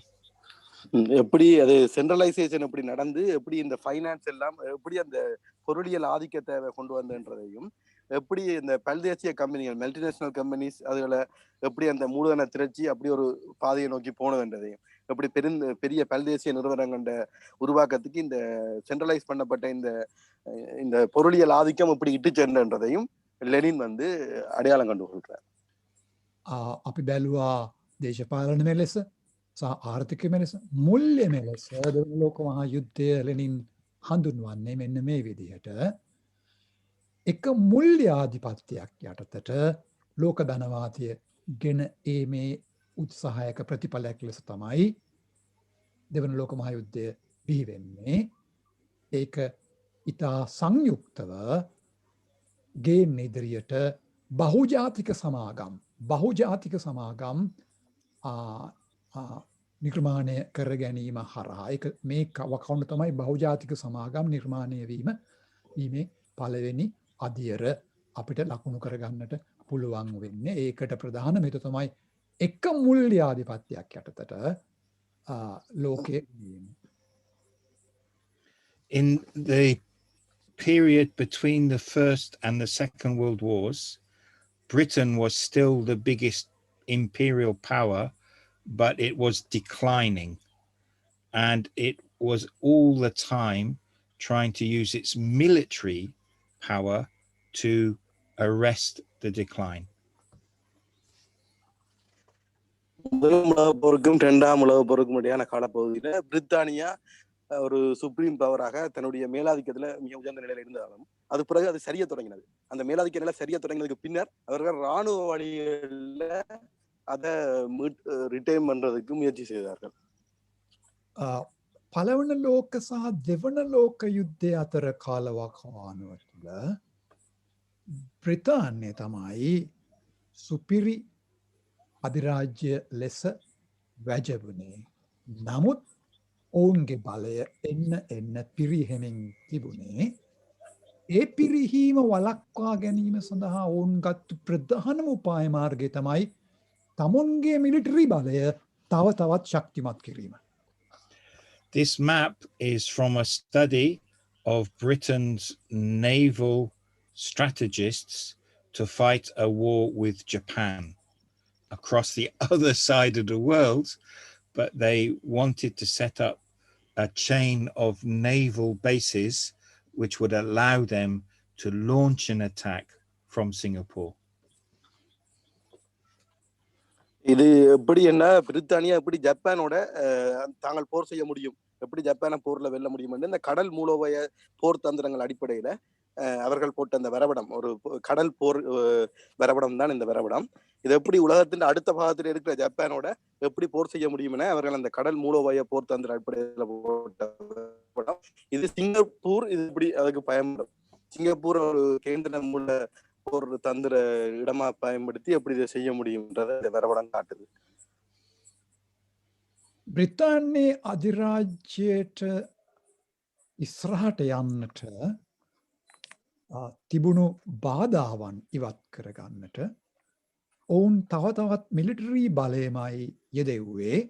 ඒ වෙද්දි ජපානයත් අධිරාජ්‍යයක් ලෙස මතුවෙමින් එද්දී බ්‍රිතාන්‍ය කළේ අර මිලිටරමය උපාය මාර්ගය ආසියාව පුරා පතුරවීම සඳහා සිංගප්පූරුවේ සිට මේ මැප් එකේ පෙන්වන විදිහට ජපානයේ දක්වා තිබෙන මූදු මාර්ගවල තමුන්ගේ නාවික කඳවුරු ඉදිකිරීමට ඉදිරිපත් වීම. This is a chain of empire, or more specifically, it's a capacity to launch military power on the other side of the world. ராணுவ ரீதியில எப்படி தன்னுடைய ராணுவ மேலாதிக்கத்தை என்பதை இந்த காட்டுறதா அமைது. මේක බලන්න, මේක චේන් එකක්. බ්‍රිතාන්‍යයේ සිට ලෝකයේ අනිත් පැත්ත දක්වා දියත් කරපු චේන් එකක්. පහර දීම සඳහා ජපානයට දියත් කරපු මිලිටරිමය කඳවුරු වලින් නිර්මාණය කරපු චේන් එකක්. In fact, the British realized even then that they could not do this alone. They would need the US. To beat Japan, Britain would have to keep alliance with the US, for example. எனினும் இந்த ஜப்பானோட இவர்களால தனிய மோதி வெல்ல முடியாது, ஜப்பானை தோற்கடிக்க முடியாதுன்னு பிரித்தானியா தெரிந்து கொண்டு அமெரிக்காவோட அவர்கள் இணைந்து அவர்களோட போக வேண்டிய தேவையை பிரித்தானியா உணர்ந்து கொள்கிறார்கள். බ්‍රිතාන්‍යයා පසක් කරගත්තු එකක් තිබුණා, මේක තමුන්ට තනියම කරන්නට බැහැ කියලා. ඒ නිසා ඔවුන් ඇමරිකා එක්සත් ජනපදය සමග සන්ධානගත වුණා ජපානය ඉලක්ක කරගෙන. The period between 1919 and 1945 is one of acute crisis in Europe, and we had a systemic existential threat to the system, which was liberal democracy could not hold, and either the outcome would be socialism or fascism. Andy, you will have to little bit break. Sorry. 1919 இருந்து Sorry, Andy, can you break it? Yeah. 1919 இருந்து இன்னும் சின்ன சின்ன துண்டுகளா சொல்ல போறேன், கொஞ்சம் போடுங்க. Yes. Okay, it's okay. சரி. Should I go again? Yes, please, Andy. Sorry. No, it's no problem. In between the First World War and the Second World War, Europe was in acute crisis, especially liberal democracy was in crisis.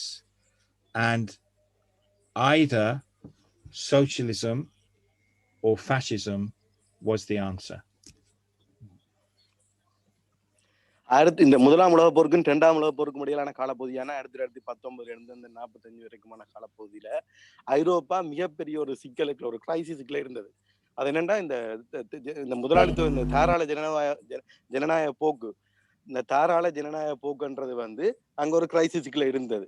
அப்ப அது எப்படி ஒரு நிலைக்கு உருவாயினா, பாசிசத்துக்கும் சோசியலிசத்துக்குமானது என்ற ஒரு இது வருது. அப்படியான ஒரு எதிர்முனைக்குள்ள கொண்டு நிப்பாட்டுது. ஏனென்றா அங்க முதலாளித்துவ தாராள ஜனநாயக போக்கு மீது அங்க ஒரு நம்பிக்கை இழப்பு அது ஒரு கிரைசிஸ்க்குள்ள உள்ளாத அந்த போக்கு. அப்ப பாசிசத்துக்கும் சோசியலிசத்துக்குமான என்ற அந்த இருதுருவ போக்கு அந்த காலப்பகுதியில வருது. ලෝක මහා යුද්ධ දෙක අතර කාලවකවානුව යුරෝපය බරපතල අර්බුදයකට මුහුණ දුන්නු යුගයක්. ධනපති ක්‍රමය ඇතුලේ යුරෝපයේ දේශපාලන ක්‍රමය වුණේ ලිබරල් ප්‍රජාතන්ත්‍රවාදය. මේ ලිබරල් ප්‍රජාතන්ත්‍රවාදය පුදුම විදිහට පැලෙන්න පටන් ගත්තා. මොකද ඒක ධනපති ක්‍රමයේ පිළිබිඹුවක් නිසා. උත්තරේ ලෙස තිබුණේ දෙකයි. එක්ක සමාජවාදය නැත්තක් අන්තනෝමතික ෆැසිස්ට්වාදය. The October Revolution in 1917 in Russia was an attempt to create a socialist society. It was a workers' and peasants' revolution. 1917 அந்த புரட்சி அது எதற்கு பண்ணாங்கன்னா பாட்டாளி மக்கள் விவசாயிகள் மக்கள் அந்த புரட்சி ஏற்படுத்துறது 1917 அந்த முனை ரஷ்யாவில் நடந்தது. 1917 වුණු ඔක්තෝබරේ සිදුවන රුසියානු විප්ලවය ගොවීන් සහ කම්කරුවන්ගෙන් මතුව විප්ලවයක්. On the other hand, we know that Hitler and the Nazis came to power in Germany. In fact, their main opponent was the Soviet Union. Their main strategic aim was to move into Eastern Europe and into Russia. அந்த நேரத்துல Hitler வந்து அடுத்த பக்கம் Hitler வந்து ஒரு அவருடைய பாசி செயலில் ஒரு செல்வாக்கு மிக்கவர்களா வந்து கொண்டிருந்த நேரத்துல அவர் இந்த கிழக்கு ஐரோப்பிய நாடுகளுக்குள்ள, அதாவது ரஷ்யாவை இலக்கு வச்சுதான் அவருடைய முதன்மையான எதிரியா அந்த கிழக்கு ஐரோப்பிய நாடுகளுக்கு போறதுக்கு ரஷ்யாவை தான் முதன்மையான எதிரியா அங்க அந்த காலப்பகுதியில ஹிட்லருக்கு இருந்தது. දැන් යුරෝපයට තිබුණේ උත්තර දෙකයි. එක්කෝ අත්තනෝමතික ෆැසිස්ට්වාදය නැත්තම් සමාජවාදය. යුරෝපයේ තෝරගත්තේ ෆැසිස්ට්වාදය. ඒකයි හිට්ලර් බිහි හිට්ලර්ගේ ප්‍රධානම ටාගට් එක අරමුණ වුණේ රුසියාව. නැගෙනහිර යුරෝපය හරහා අර අලුතෙන් බිහි වුණු සෝවියට් රුසියාව තමයි හිට්ලර්ගේ මුල්ම ටාගට් එක, ඉලක්කය වෙලා තිබුණේ. This period is really important for the liberal framing of history, because it appears for them as though it was a fight between democracy on the one hand and totalitarianism on the other, of the left or the right, totalitarian systems against liberal democracy. Andy, sorry, can you please? இந்த காலப்பகுதி இந்த ஜெர்மனுக்கு This period okay is very important for the ideology of liberal democracy, because they see this period as democracy fighting against two types of totalitarian system. One type, the Bolsheviks, the other type, the Nazis. But they see themselves as the democratic center. இந்த காலப்பகுதி ஒரு கருத்தியல் ரீதியா பார்த்தா ஒரு முதன்மையான காலப்பகுதி என்னன்னு சொன்னா, இந்த தாராளவாத ஜனநாயகம்ன்றது வந்து இந்த நேரத்துல வந்து இந்த ரஷ்யாவில் ஒரு ரெண்டு துருவமா, அதாவது டோட்டாலிட்டி, இந்த சர்வாதிகாரத்துக்கும் ஜனநாயகத்துக்குமான போராக, அதாவது பலத்துக்கான இந்த அடிப்படையில கருத்தியல் ரீதியா அது வந்து இந்த விடயம் முதன்மை வருது. යුරෝපය එක පැත්තකින් ෆැසිස්ට්වාදය වෙත යද්දී රුසියාව සමාජවාදය වෙත යද්දී කමියුනිස්ට් ප්‍රකාශනය තුළේ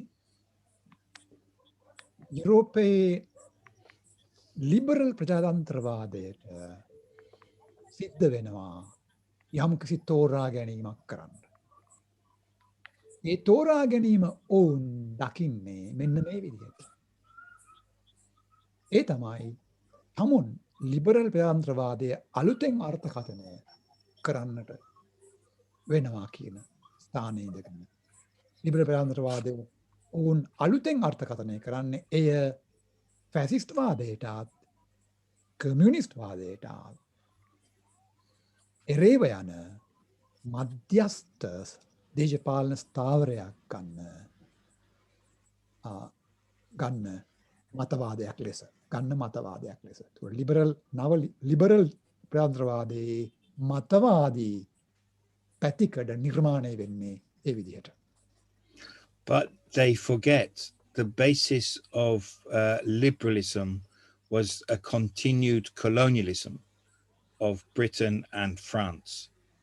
For example, Churchill killed millions of people in India. He was an imperialist who was responsible for the deaths of millions of people in Bengal.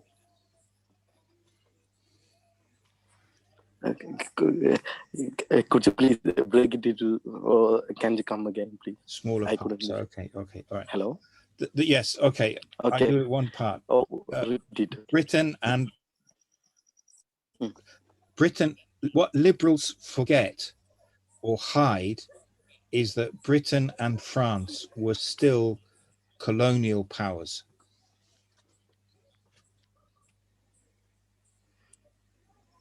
Akka, பிரித்தானியாவும் பிரான்சும் hello?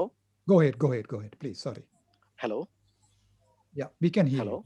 பிரித்தானியாவும் பிரான்சும் தாங்கள் colonial powers இருந்ததுன்ற it was an interruption. Sorry. Hello? Yeah. பிரித்தானியாவும் பிரான்சும் அதாவது இந்த தாங்கள் தாராளவாத ஜனநாயகவாதிகள் மற்றவர்கள் தான் அதாவது நாட்சிஸும் சோவியட்டும் தான் எதிரிகள் என்று எண்ணிக்கொண்ட இந்த தாராளவாத ஜனநாயகவாதிகள் பிரித்தானியாவும் பிரான்சும் இப்பொழுதும் ஒரு காலனிய சக்தியாகத்தான் இருக்கிறது என்பதை மறைக்கிறார்கள் அல்லது மறந்து விட்டார்கள். තමුන් කමියුනිස්ට් වාදයටයි ෆැසිස්ට් වාදයටයි එරෙහිව ඉන්න මධ්‍යස්ථ ප්‍රජාතන්ත්‍රවාදී ප්‍රවාහයක් ලෙස අර්ථකථනය කරගත්තාට යුරෝපය අමතක කරපු එකක් තියෙනවා. ඒ තමුන් තාමත් යටත් විජිතවලින් කොල්ල කමින් ඉන්න අධිරාජ්‍යයක් කියලා. වින්ස්ටන් චර්චිල් ඉන්දියාවේ බෙංගෝලේ දසදහස් ගානක් මරා දැම්ම. ඔහු තමයි මධ්‍යස්ථ ප්‍රජාතන්ත්‍රවාදී ප්‍රවාහයේ නායකයා වෙන්නේ යුරෝපයේ කොමියුනිස්ට් වාදයටයි ෆැසිස්ට් වාදයටයි එරෙහිව. In fact, Britain used colonial troops from Africa and India to fight its war in Europe. And many died.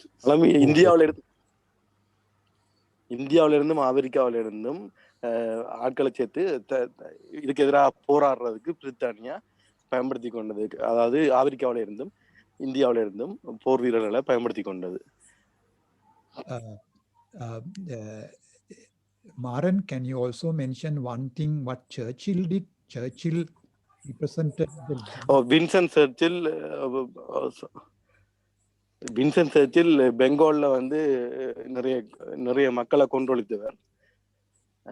Sorry, that was the earliest. Million கணக்கான இந்தியர்களை பெங்காலில் கொன்றதுக்கு சர்ச்சில் பொறுப்பு. அவர் ஒரு காலனியாளர், ஆதிபத்தியவாதி என்றதையும் இந்த தாங்கள் நவதாராளவாத ஜனநாயகிகள் என்று எண்ணிக்கொள்கிறவர்கள் இதையும் மறந்து விட்டார்கள், மறைக்கிறார்கள். බ්‍රිතාන්‍ය අප්‍රිකාවේ සහ ඉන්දියාවෙන් නිර්මාණය කරගත්තු හමුදාවන් යොදාගත්තා දෙවන ලෝක යුද්ධෙදි හටන් කරන්න. එතකොට ඉන්දියානුවන් සහ අප්‍රිකානුවන් 30,000 ගණනින් විනාශ වුණා ඒ යුද්ධෙදි. I now want to come to the next period, which was the period after the Second World War until the 1980s. This is known as the post-war period. And my point is, it was a period of neo-colonialism. நாங்கள் இப்போது world war 2க்கு பிறகுல இருந்து 1980 வரையான நியோபிரனியலிசம், அதாவது நவகாலனித்துவம் பொறுமை மாறன் உங்களோட line சரியில்லை. மாறன் உங்களோட லைன் சரியில்லை. ஐ வில் டூ இட் இப்போதைக்கு. ஸோ இப்போ நாங்கள் 2ஆம் உலகப் போரில் இருந்து 1980 கால வரையை பார்ப்போம். இது காலனியத்துக்கு பிந்திய காலம் என்று நாங்கள் சொல்லலாம். அப்படி பார்த்தால் இது ஒரு நவகாலனியத்துவ காலம் என்று நான் கருதுவேன். දෙවන ලෝක යුද්ධයෙන් පස්සේ අක්කා, can you continue also? In this period, many minute, countries. in Sinhala. දෙවන ලෝක යුද්ධයෙන් පසුව උදා වෙන කාලය ඇමරිකා එක්සත් ජනපදයේ ආධිපත්‍ය විසින් තීන්දුව කරන යුගයක්. ඒත් එක්කම සීතල යුද්ධය මතුවෙනවා. හැබැයි අමතක කරන්න එපා, ඇමරිකා එක්සත් ජනපදයේ ආධිපත්‍යයයි සීතල යුද්ධයයි අතර මැද තියෙනවා ජාතික විමුක්ති ව්‍යාපාර අලුතෙන් පැන නැගෙන. Okay. Thanks. In this period, many countries in the world achieved their independence, but it was in a context within a framing which was defined by US hegemony in the Cold War against the Soviet Union. So this was a big problem for independent countries. இந்த காலகட்டத்தில் தான் பல நாடுகளுக்கு சுதந்திரம் கிடைக்குது. ஆனால் இந்த காலகட்டத்தில் அமெரிக்காவின் உலக மேலாதிக்கமும் சோவியத் யூனியனோட சேர்ந்த பனிப்போர் காலமும் இந்த சுதந்திரம் அடைந்த நாடுகளுக்கு ஒரு பெரிய பிரச்சனையாக இருக்கு. මේ යුගයේ තමයි දෙවන ලෝක යුද්ධයෙන් පසුව තමයි පෙර තිබුණු යටත් විදිහට නිදහස ලබන්නේ. හැබැයි ඒ යුගයේම තමයි ඇමරිකා එක්සත් ජනපදය ලෝකයේ ප්‍රධාන බලවතා ලෙස නැගී සිටින්නේ. ඒ නැගී සිටින්නේ සෝවියට් රුසියාව සහ ඊට සම්බන්ධ අනිත් රටවල් වලට එරෙහිව. එතකොට අර අලුතෙන් නිදහස ලැබපු නැත්නම් නිදහස දුන්නු රටවල් බරපතල ප්‍රශ්නයකට ඇතුළු වෙනවා මේ අලුතෙන් එන ලෝක බලව්‍යුහය ඇතුලේ. For example, two very big countries, India and China, both achieved their independence in the 1940s, but under very different conditions. உதாரணமாக இந்த உலகத்திலேயே மிகப்பெரிய நாடுகளான இந்தியாவும் சீனாவும் 1940களில் சுதந்திரம் அடையுது. ஆனால் இரண்டும் சுதந்திரம் அடைந்த பாதையோ அடைந்த விதமோ மிகவும் வித்தியாசமானது. බලන්න මේ යුගයේ තමයි ඉන්දියාව සහ චීනය ජාතික නිදහස අත්පත් කරගන්නේ. හැබැයි සම්පූර්ණයෙන්ම වෙනස් තත්වයන් යටතේ තමයි ඒ ජාතික නිදහස ඒ මහා රටවල් දෙක අත්පත් කරගන්නේ. එක විදිහකට නෙවෙයි. The other thing to say is the structure of the world economy was led by the United States, especially the financial institutions based in Washington. So we have a clear leadership from the United States in this period. இன்னும் ஒரு முக்கியமான விஷயம் இந்த காலகட்டத்தில் இந்த உலக பொருளாதார கட்டுமானங்கள் இப்போ யுஎஸ் அமெரிக்காவால் முன்னெடுக்கப்படுகிறது. முக்கியமாக அந்த நிதிக்கான உலக நியமனங்கள் வாஷிங்டன் தான் இப்போ அதுக்கும் லீடராக இருந்து அதை உருவாக்குது. ලෝක ආර්ථිකය මෙහෙවන්න පටන් ගන්නේ ඇමරිකා එක්සත් ජනපදය. ආයතනික ලෙස එය පවරන්නේ වොෂින්ටන් මුල් කරගත්තු මුල්්‍ය ආයතනවලට. ලෝක බැංකුව, ජාත්‍යන්තර මුල්්‍ය අරමුදල වැනි මුල්්‍ය ආයතනවලින්. it is a period of constant US and British military intervention all around the world, but especially in the Middle East, also in Indonesia, and also in Latin America. The US and UK intervened militarily.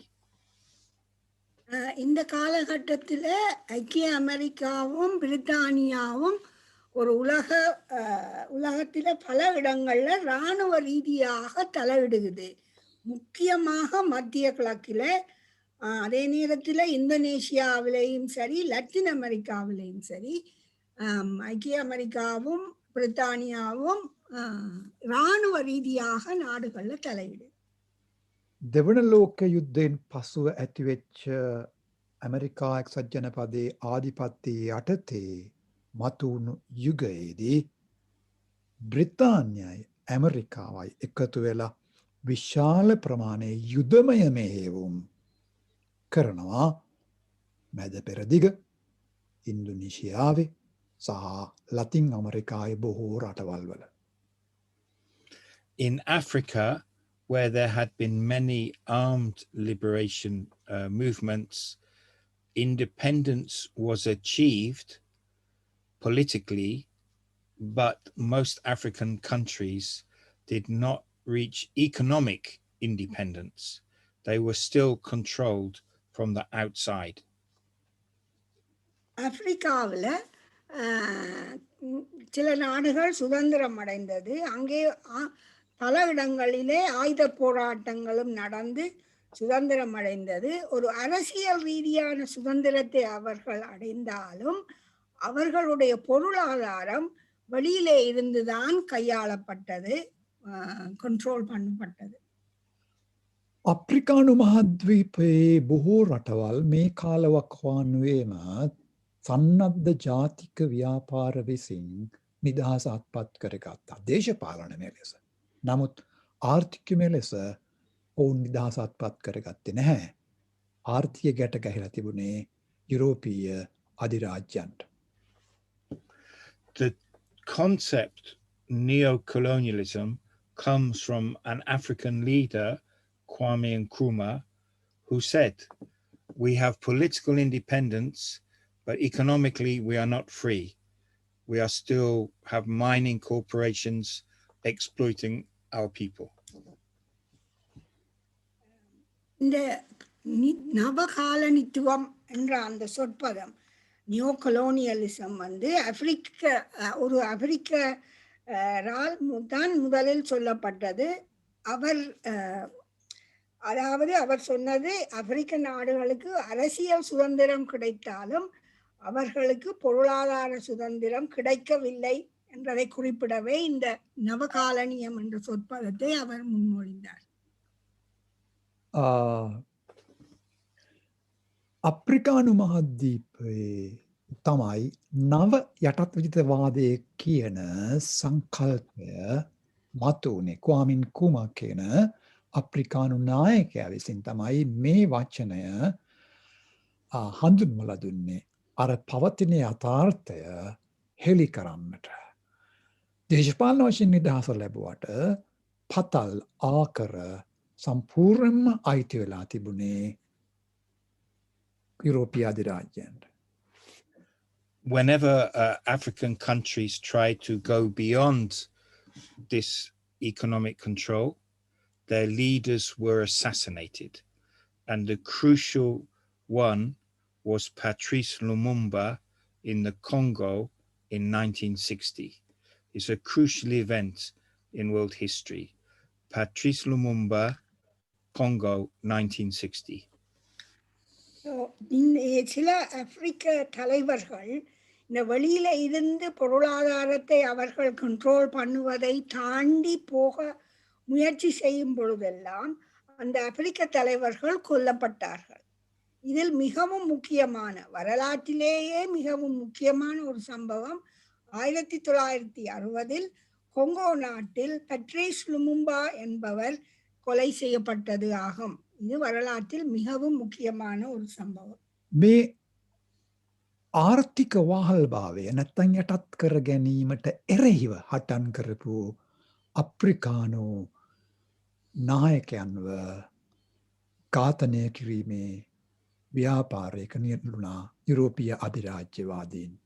පැහැදිලි උදාහරණයක් තමයි 1960 පැට්‍රිස් ලුමුම්බව ජනවාරි 19 වෙනිදා අවුරුදු 60ක් දැන් ඝාතනය කිරීම Belgium සහ කොංගෝවේ බෙල්ජියම විසින් යටත් කරගත්තු හමුදා අනුකණ්ඩයක් විසින්. There is one other exception to this pattern, which was the success of the Cubans in 1959. Their revolution was in effect a rebellion against neo-colonialism. So Fidel Castro took Cuba out of the control of the United States. இந்த நிலைமைக்கு மாறாக இருக்கிற ஒரே நாடு 1950 ஒரு புரட்சி காரணமாக கியூபாவில் நடந்த மாற்றங்கள். அந்த மாற்றத்துக்கான தலைவர் ஃபீடல் காஸ்ட்ரோ கியூபன் நாட்டை இந்த வெளியிலே இருந்து அவர்களுடைய பொருளாதாரத்தை கட்டுப்படுத்தும் கண்ட்ரோல் பண்ணும் நிலைமையை மாற்றி அவர் ஒரு பொருளாதார சுதந்திரத்தையும் கியூபாவுக்கு பெற்றுக் கொடுத்தார். ඇමරිකා එක්සත් ජනපදයේ ආධිපත්‍යයෙන් තමුන්ගේ රට නිදහස් කරගත්තු එකම තැන තමයි කියුබාව. Okay, now we come to the what I think is really the current period, which roughly starts in the 1990s, and we can say this is neoliberal globalization, and now it's unraveling. I don't know how you translate unraveling, but unraveling. இப்ப நாங்க வார காலகட்டத்தை தற்காலம் என்று கணிக்கலாம். 1990களில் இருந்து ஆரம்பிக்குது. இதைத்தான் நாங்கள் நவதாராளவாத உலகமயமாக்கல் காலம் என்று சொல்லலாம். அது இப்பொழுது அந்த அமைப்பு இப்பொழுது குலைந்து கொண்டு வருகிறது. 1900 දැන් මෙතුවක්කල් කියපු දේ 1980 වෙනකං වලංගු කාලවකවානුව. දැන් අපි කතා කරන්න යන්නේ 1990න් පස්සේ මතුවෙන කාලවකවානුව. ඒ කියන්නේ අපි මේ අද ජීවත් වෙලා ඉන්න කාලය. ඒක අපි හඳුන්වන්නේ නව ලිබරල්වාදී ගෝලීයකරණය කියලා. නව ලිබරල්වාදී ගෝලීකරණය කියලා. In the last 30 years, we have seen enormous changes in the relative power or in the world system of different big states in the world system. கடைசி 30 ஆண்டுகளில் நாங்கள் மிகப்பெரிய மாற்றங்களை இந்த உலக நியதியிலே கண்டிருக்கிறோம்.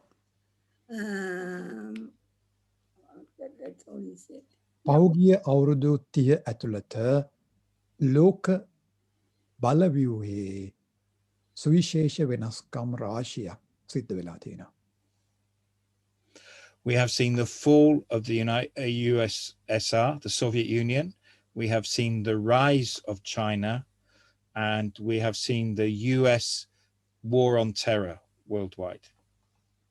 இந்த காலத்துல தான் நாங்கள் சோவியத் யூனியன் உடைஞ்சதை கண்டோம்.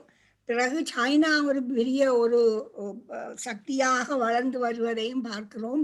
அதே போல ஐக்கிய அமெரிக்கா பயங்கரவாதத்துக்கு எதிரான போரையும் இந்த காலத்திலே தான் ஆரம்பித்தது.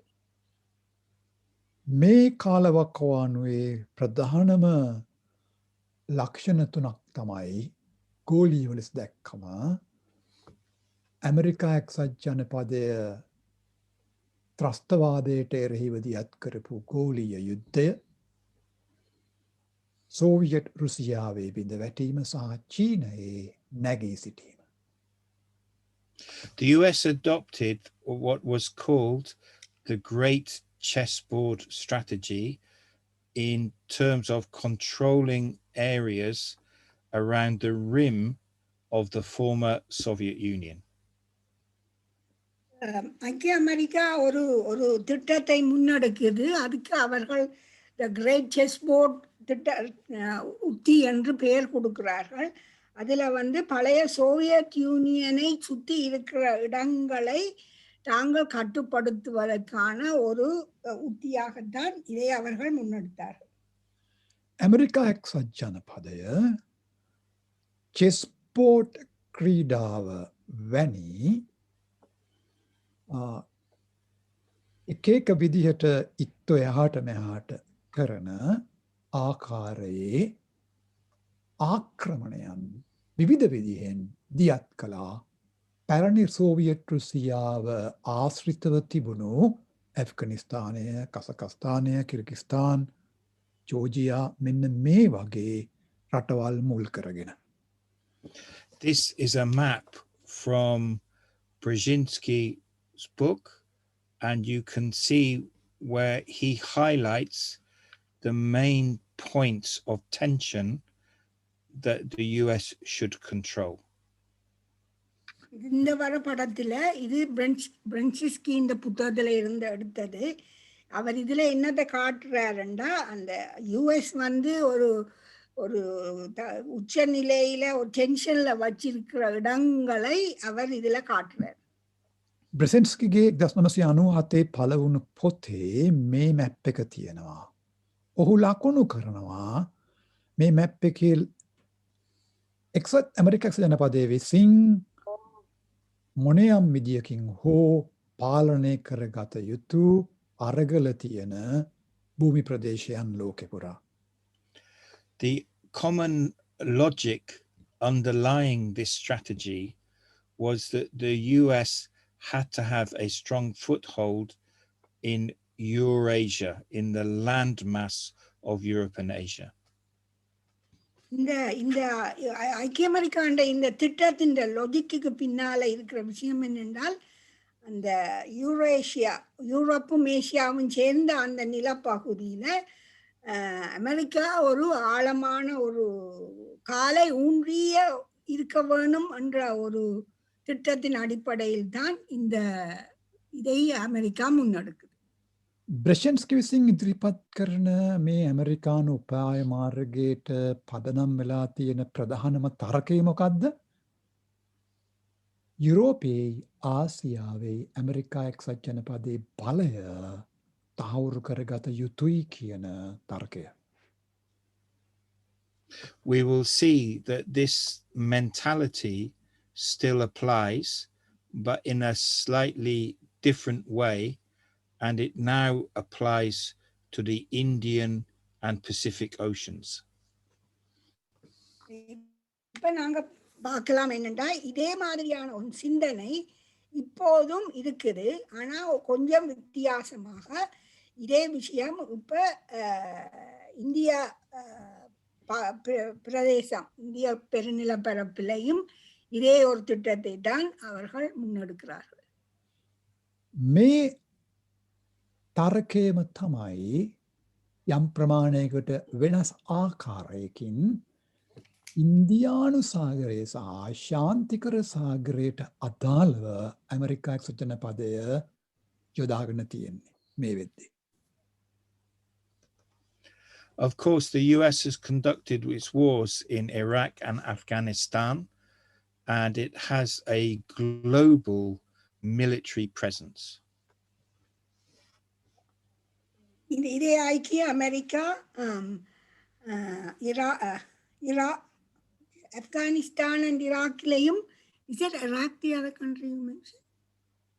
Yes, Afghanistan and Iraq. Iraq, yeah.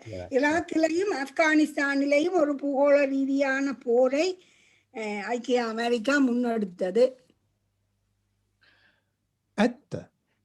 ඉරාකයේ සහ ඇෆ්ගනිස්ථානයේ ඍජු ආක්‍රමණයක් ඇමරිකා එක්සත් ජනපදයේ දියත් කළ බව. නමුත් ඔවුන්ගේ මිලිටරි ආධිපත්‍යය මේ වෙනකොට ලෝකෙ පුරා පතුරුවා හමාරයි.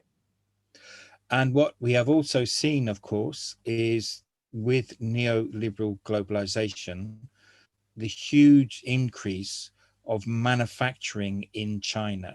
Half, at least, of all world manufacturing now takes place in China.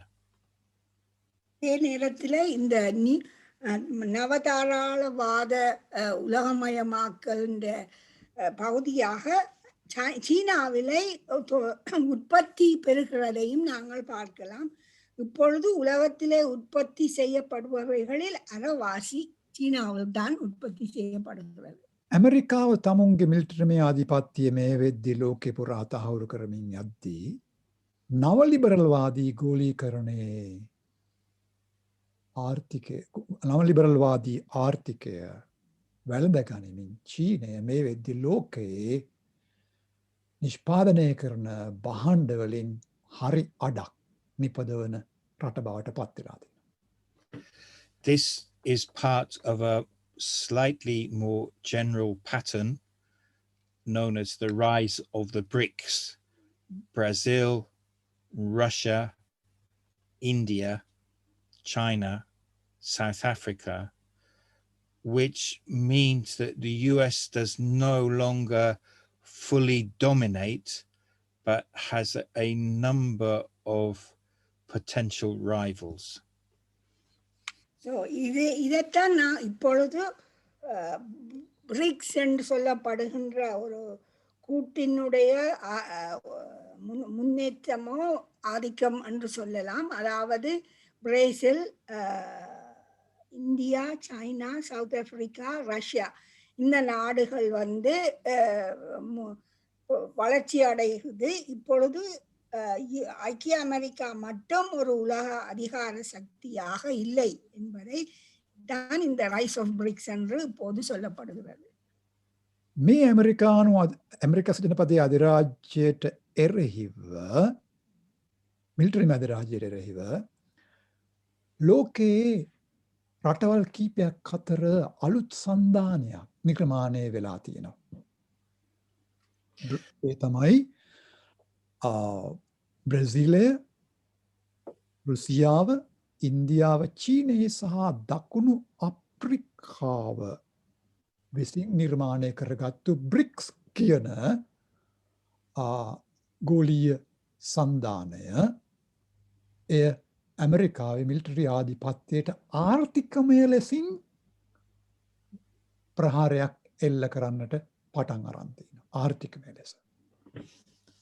These are quite complex questions, but to summarize, the US economic power is in decline, and it is always now preferring to use its military power rather than economic power.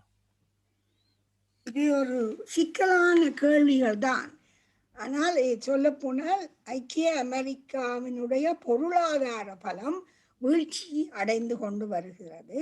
அதனால் அது தன்னுடைய பொருளாதார பலத்தை விட இப்பொழுது இராணுவ பலத்தை தான் கையிலே எடுக்க முயற்சிக்கிறது.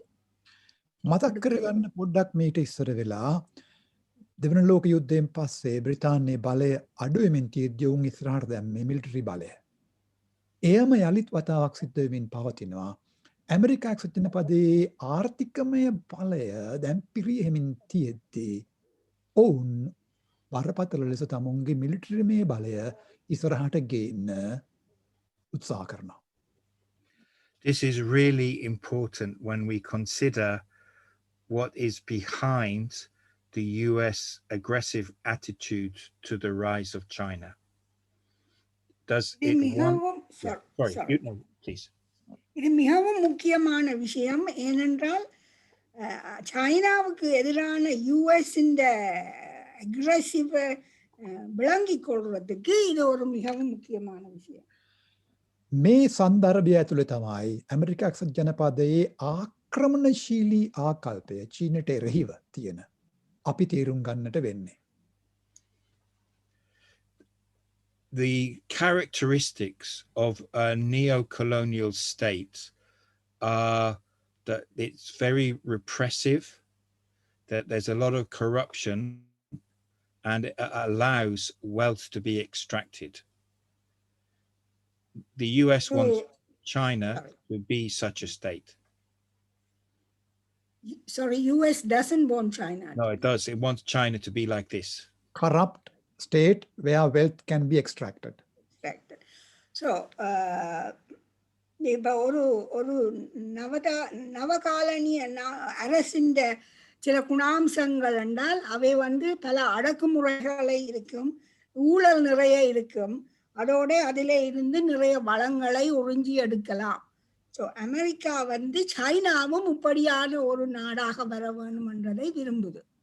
නවයටත්තුවාදී රාජ්‍යක ලක්ෂණ තමයි අර මුලින් කිව්වාගේ අප්‍රිකාව සම්බන්ධයෙන් දූෂණය සහ ධනය සහ සම්පත් කොල්ල කන්නට තියෙන පහසුකම අධිරාජ්‍යයන්ට.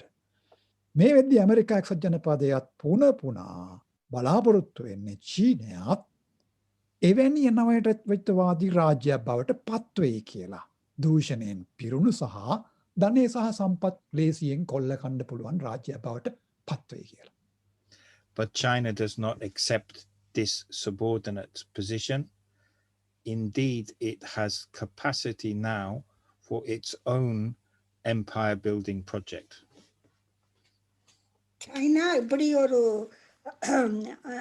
இந்த மாதிரியான ஒரு நியூ கொலோனியல் ஸ்டேட் மாதிரி நடக்கிறது, மத்திய வல்லரசுக்கு கீழ்ப்படிந்து நடக்கிறதை சைனா ஏற்றுக்கொள்ளவில்லை. உண்மையில் சைனாவே ஒரு பேரரசாக வளர்வதற்கான எல்லா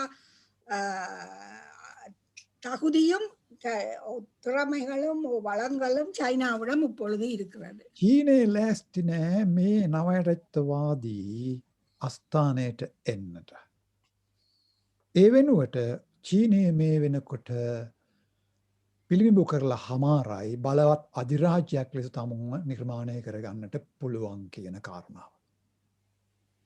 This map shows the major shipments of oil around the world. எண்ணெய் என்ன மாதிரி உலகத்திலே எங்கெல்லாம் எடுத்து செல்லப்படுகிறது என்ற அந்த பாதையை காட்டுது. මේ මැප් එකෙන් පෙන්නුම් කරන්නේ khanijo තෙල් ප්‍රවාහනය කරන මූදු මාර්ග ලෝකේ පුරා. One of the biggest flows is from Hormuz, which is the Persian Gulf, which either goes to China or to the US.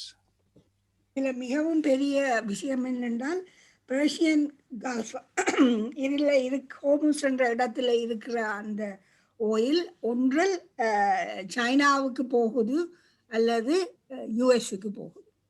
මේ මැප් එකේ එක තැනක් ලකුණු කරන්නම්. ඒ තමයි හෝමුස් සමුද්‍ර සන්ධිය. එය සම්බන්ධ වෙන්නේ මැද පෙරදිග khanijo තෙල් වලට. එතනින් පිටත් වෙනවා නැව් මාර්ගයක්. චීන පැත්තට එක පැත්තකින් නැගෙනහිර දිශාවට බටහිර පැත්තට යනවා ඇමරිකා එක්සත් ජනපදයට. And we can see the location of Sri Lanka in the middle between these two major choke points, they are called, of Straits of Hormuz and Straits of Malacca. இந்த படத்துல நாங்க இதையும் பார்க்கலாம். அதாவது ரெண்டு இந்த எண்ணெய் பாதையில இருக்கிற ரெண்டு முக்கியமான இடங்களுக்குள்ள என்ன மாதிரி இலங்கை இருக்குது. ஒன்று ஸ்ட்ரெயிட் ஆஃப் ஹோர்முஸ், மற்றது ஸ்ட்ரெயிட் ஆஃப் மலக்கா என்ற ரெண்டு அந்த இடங்களுக்குள்ளால அந்த எண்ணெய் பாதை போடுறதும் அதுல இலங்கை எந்த இடத்துல இருக்கிறதுன்றதையும் இதுல பார்க்கலாம். நாங்கள் முந்தி சொன்னோம் அக்கணன் கொஞ்சம் ஆட் பண்ணுவேன்னா, இந்த கல்வி நிகழ்ச்சியில ஒரு முக்கியமான குறிக்கோள் தான் இலங்கை என்னுடைய பூமி எப்படி சர்வதேச அரசியல்களுக்கு சம்பந்தமான இருக்கிறது என்று. අපි මුලින් මේ අධ්‍යාපන වැඩපිළිවෙලේ ප්‍රධාන අරමුණක් ප්‍රකාශයට පත් කළා. ඒ ලංකාව කියන භූමිය කොහොමද භූදේශපාලනයට සම්බන්ධ වෙලා තියෙන කියන එක ලකුණු කරගන්නට. In about 2000 sorry. එහිදී ඉතා වැදගත් බලන්න මෙතන ලංකාව කියන දූපත කොහොමද සම්බන්ධ වෙන්නේ මේ khanijo තෙල් ප්‍රවාහනය කරන ප්‍රධාන නැව් මාර්ගයට. විශේෂයෙන්ම හෝමුස් සමුද්‍ර සන්ධිය සහ මලක්කා සමුද්‍ර සන්ධිය අතරයි ලංකාව පිහිටා තිබෙන්නේ. Okay, Andy, sorry. No, it's fine. We know that the worst genocide against the Elam Tamils took place in 2009. In fact, in 2010, the Obama US announced a strategic change in its policy. உங்களுக்கு தெரியும் ஈழத்தமிழர்களுடைய மிகப்பெரிய இன அழிப்பு 2009 நடந்தது. 2010 ஒபாமாவுக்கு கீழ் இருந்த ஐக்கிய America அதனுடைய கொள்கையிலே ஒரு மாற்றத்தை அறிவிக்குது. පැහැදිලිව අපි ලංකාවට සම්බන්ධ කරමු මේ ගෝලියව සිද්ධ වෙන භූදේශපාලනය. 2009 අවුරුද්දේ තමයි දෙමළ ජනයාට එරෙහිව කළපු ජනසංහාරය මිලිටරිමය ලෙස සමාප්තියට පත් කළේ. 2011 ඔබාමා ප්‍රකාශයට පත් කරනවා නිල වශයෙන් ඕස්ට්‍රේලියානු පාර්ලිමේන්තුවට ගිහිල්ලා ඇමරිකාවේ ඉදිරි මුහුදු මාර්ගික භූදේශපාලනික සැලැස්ම pivot towards Asia කියලා. The strategy was called Pivot to Asia, and its essence is naval power and aerial power to control the Indian Ocean, the Pacific Ocean, and to contain China. இந்த மாற்றத்தின் இந்த அவர்கள் announce பண்ணின அந்த திட்டத்தின் கொள்கையின் பேரைத்தான் அவர்கள் பிவட் டு ஏசியா, அதாவது ஏசியாவை மையப்படுத்திய ஒரு கொள்கை என்று அறிவித்தார்கள். அதிலே முக்கியமாக கடற்படை, மற்றது ஆகாயப்படையினுடைய ஆதிக்கத்தை இந்தியா பசிபிக் பிராந்தியத்தில் அந்த ஆதிக்கத்தை செலுத்தவும் அதனூடாக சைனாவை கட்டுப்படுத்துவதும் என்று இருந்தது. මොකද්ද pivot towards Asia කියන භූදේශපාලනික උපාය මාර්ගයේ ප්‍රධානම කරුණ? ආසියානු ඉන්දියානු සාගරයයි ශාන්තිකර සාගරයයි එකට එකතු කරලා නාවික බලයක් ගොඩනගන්නට සහ ගුවන් බලයක් ගොඩනගන්නට. කුමක් සඳහාද? චීනය වට කරන්නට, චීනය මෙල්ල කරන්නට. We can reflect on and evaluate the significance of this sequence. It seems to me that an independent Tamil homeland would have been a major obstacle for the entire US strategy for the Indian Ocean. இப்ப நாங்கள் இதை பற்றி நாங்கள் சிந்தித்து பார்க்கலாம். அதாவது இந்த கொள்கை அனௌன்ஸ்மெண்ட்டையும் அந்த தமிழின படுகொலையையும் சேர்த்து சிந்தித்து பார்க்கலாம். எனக்கு எப்படி தோன்றுவதென்றால், ஒரு சுதந்திர தமிழ் ஈழம் அமெரிக்காவினுடைய இந்த திட்டத்துக்கு எவ்வளவு ஒரு பெரிய தடையாக இருந்திருக்க வேணும் என்றதை நாங்கள் சிந்தித்து பார்க்கலாம். අපි අලිත් සම්බන්ධ කරමු ලංකාවේ දූපත මේ භූදේශපාලනීය උපාය මාර්ගික සැලැස්ම ඇතුලේ නිදහස් දෙමළ ඊලාම් රාජ්‍යයක් බරපතල ලෙස මේ භූදේශපාලන උපාය මාර්ගයට අභියෝගයක් වෙනවා. ඒක විනාශ කරන්න හේතුව වුණේ ඒකයි. I think this can explain the almost total international impunity for the genocide, because the major powers of the world did not want to accept any criticism of the Sri Lankan state. எனக்கு நான் நினைக்கிறேன் இந்த இன அழிப்புக்கு உலக ரீதியாக இலங்கை அரசுக்கு ஒரு குற்றத்தில் இருந்து விடுதலை கொடுக்கப்பட்ட ஒரு நிலையை பார்க்கும் பொழுது உலகத்தினுடைய பெரிய சக்திகளுக்கு எல்லாம், வல்லரசுகள் எல்லாம் இலங்கையை பாதுகாக்க வேண்டும் அல்லது இலங்கைக்கு எதிராக எதுவும் செய்ய வேண்டாம் என்ற ஒரு நிலைப்பாட்டை எடுத்திருக்கிறார்கள் என்றுதான் எனக்கு தெரிகிறது. உதாரணமாக அக்கா யுத்தத்தில் நடந்த mount individual how do you say தனிப்பட்ட நடந்த இந்த குற்றம் செய்த தனிப்பட்டவர்களுக்கு எதிரான தனிப்பட்ட குற்றங்களுக்கு எதிராக சில ஸ்டேட்மெண்ட்ஸ் அனுப்புவாங்க. ஆனால் யுத்தத்துக்கு எதிராக ஸ்டேட்மெண்ட்ஸ் போடவில்லை. Is it clear? Okay. அதாவது ஒரு சில தனிப்பட்ட குற்றங்களுக்கு எதிராக சில அறிக்கைகளும் கண்டனங்களும் தெரிவித்தாலும் இந்த யுத்தம் தவறு என்ற மாதிரி யாருமே வல்லரசுகள் யாருமே எந்தவித கண்டனமும் அறிவிக்கவில்லை. 1 minute Andy in singular. කිසිම ලෝක බලවතෙක් මේ වෙනකන්වත් දෙමළ මිනිස්සුන් දෙමළ ජනතාවට එරෙහිව කළ ජනසංහාරය හෙලා දැකලා නැහැ. එය දියත් කරපු ශ්‍රී ලංකීය රාජ්‍යය හෙලා දැකලා නැහැ. තනි හමුදා නායකයන්ව ඉලක්ක කළාට ඔවුන් මානව හිමිකම් කඩ කළා කියන චෝදනාව යටතේ යුද්ධය වැරදි කියලා කියලා නැහැ. අපි ඒකයි එහෙමයි තේරුම් ගන්න වෙන්නේ මේ දේශපාලනේ. හරි. Thanks Andy. Okay, in the next few minutes I'll just make some points in summary. சில நிமிடங்கள்ல இந்த ஒரு சுருக்கமாக இதை நான் இவ்வளவு நேரம் கலைச்சதை ஒரு கால் சுருக்கி சொல்லுவேன். මම දැන් සාරාංශයක් ඉදිරිපත් කරන්නම් මෙතුවක්කල් අපි මෙනෙහි කරපු කාරණා සම්බන්ධයෙන්.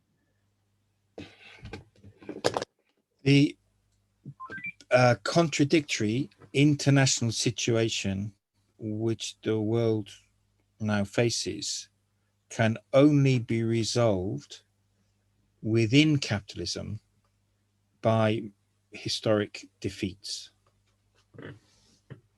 இப்படி ஒரு எதிர்மறையாக எதிரெதிராக இருக்கிற சர்வதேச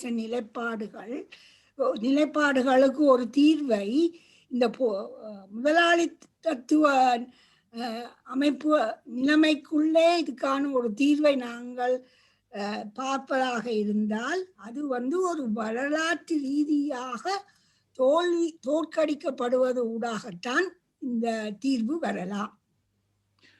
ධනවාදී ක්‍රමය ඇතුළේ ඇතිවුණු කාලයක් තිස්සේ ජාත්‍යන්තර ප්‍රතිවිරෝධතාවයන් මහා යුද්ධ ඇතුළේ විසඳන්නට වෙන්නේ ඓතිහාසික ජනවාදයේ පරාදය කිරීමෙන් පමණයි.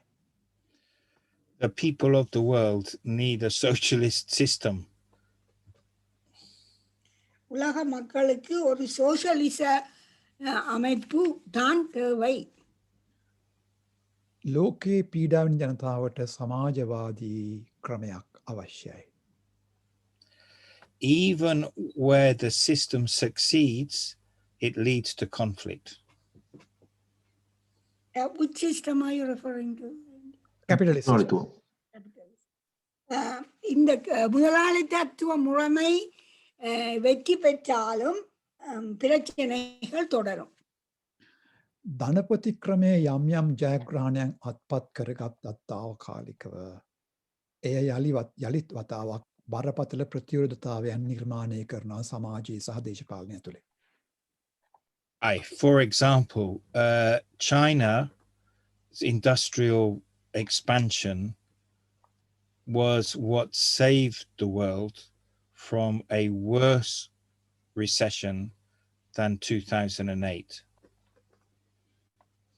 உதாரணமாக சைனா தொழில்துறை ஊடாக விரிவாக்கம் செய்து கொண்டு போனதுதான் 2008 நடந்த ஒரு பொருளாதார பின்னடைவை விட மோசமான ஒரு பின்னடைவில் இருந்து உலகத்தை பாதுகாத்திருக்கிறது. උදාහරණයක් ලෙස චීනයේ විසින් අත්පත් කරගත්තු කාර්මික දියුණුව සහ නිෂ්පාදනයේ දියුණුව නිසා තමයි 2008 ලෝකේ පුරා පැතිර ගිය ආර්ථික අවපාතයෙන් ගොඩ එන්නට ලෝකයට පුළුවන් වුණේ. හැබැයි චීනය ඒක අත්පත් කරගත්තේ ධනපති ක්‍රමයක් ඇතුලේ.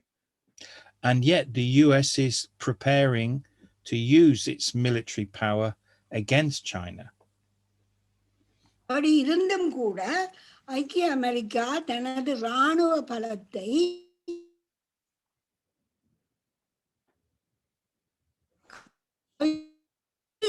ஆயத்தங்கள் செய்து கொண்டிருக்கிறது. Akka, you have to repeat because you were blocked by internet.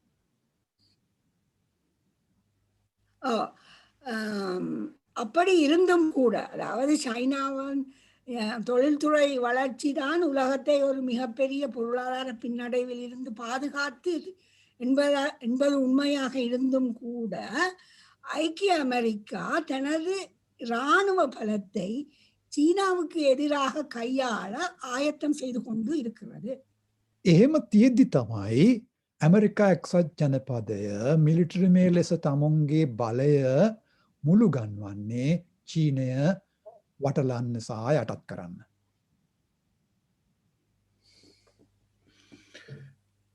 You have experienced, and I have witnessed massive defeats of already in the 21st century. நீங்கள் ஒரு பெரிய ஒரு தோல்வியை நீங்கள் பார்த்திருக்கிறீர்கள். இந்த 21ஆம் நூற்றாண்டின் பெரிய ஒரு தோற்கடிக்கப்பட்டதை நீங்கள் பார்த்திருக்கிறீர்கள். ඔබ අත්දැකලා තියෙනවා. මම ඒක විඳලා තියෙනවා. මේ කාලවකවානුව ඇතුලේ බරපතල පරාජයන් පීඩිත ජනතාව අත්දැක්කා. Okay. Yes. So finally, this slide was for a conference which Jude Lal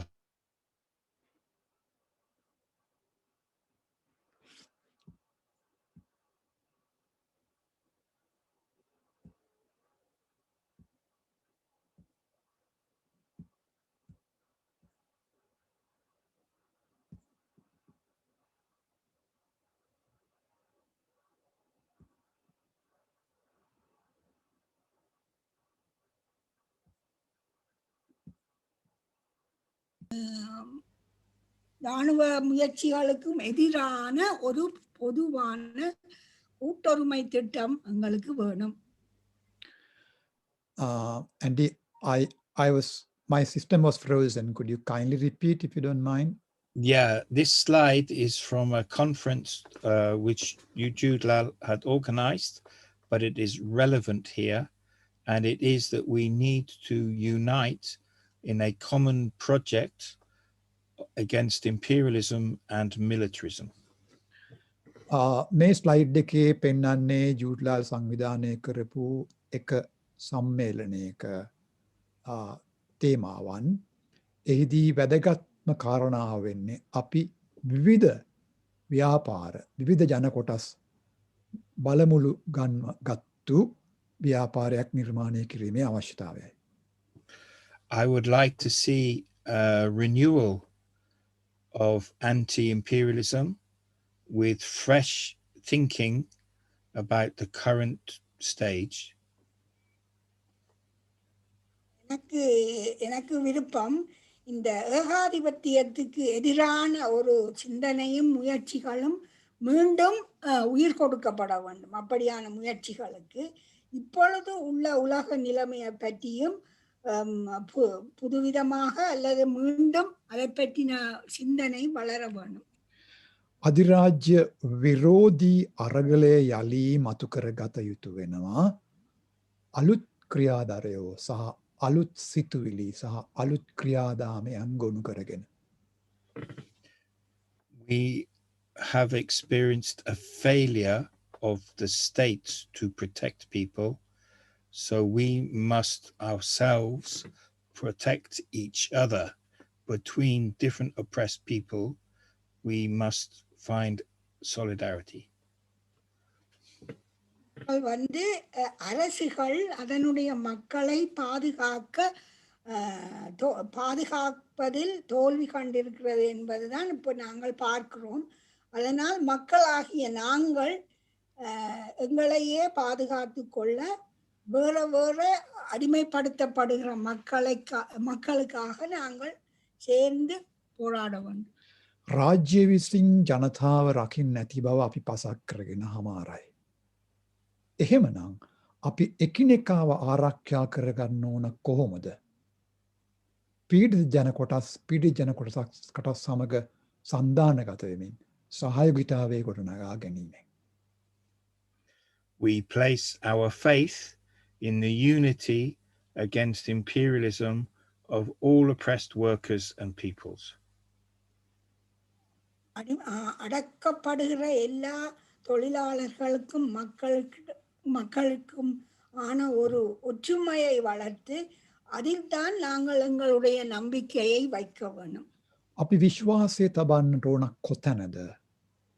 ඒ තමයි වැඩ කරන ජනතාව සහ පීඩා විඳින ජාතීන්ගේ එකමුතුව මත තමයි අපි විශ්වාසය තබන්නට ඕන. Thank you very much for my translators. Yeah. Thank you very, very much, Andy. You have to say this in Tamil and Sinhala. மொழிபெயர்த்த ஆக்களுக்கு எல்லாம் மிகவும் நன்றி. පරිවර්තනය කරපු අයට ස්තුතියි. Now, Father Ravi, Father Sherrod, it's your turn to chair the session, and then we can ask for comments, questions.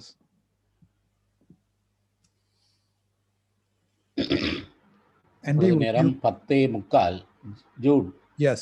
it's 10:45. How many minutes we can go? 15 or 20 or 21 for clarifications and questions? Yes.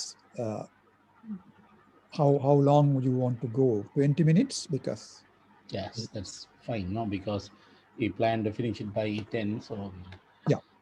Okay. இப்பொழுது முதலாவதாக என்டி அவர்களுக்கு நன்றியை சொல்லிக்கொண்டு அவருடைய மிக தெளிவான இந்த அறிக்கைக்காக நாங்கள் கேள்விகளுக்கு இடத்தை திறக்கிறோம். இப்பொழுது இதில் இருந்திருக்கக்கூடிய சிந்தனைகள், கேள்விகள் அவற்றை சுருக்கமாக முன்வைக்கலாம். இயல்பானவர்கள் உங்களோட அந்த அதில் கையை தூக்குற பட்டன் இருக்குது, அதை பயன்படுத்தினீங்கன்னால் நாங்கள் அவையில பார்த்து செய்யலாம். இல்லாட்டிலும் நீங்கள் ஏதோ ஒரு வகையில் உங்களை சொன்னீங்கன்னா நல்லா.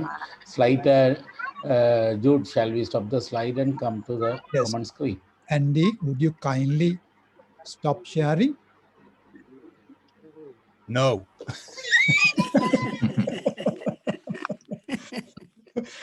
Yeah, Okay, that's fine. that's good. Thank you.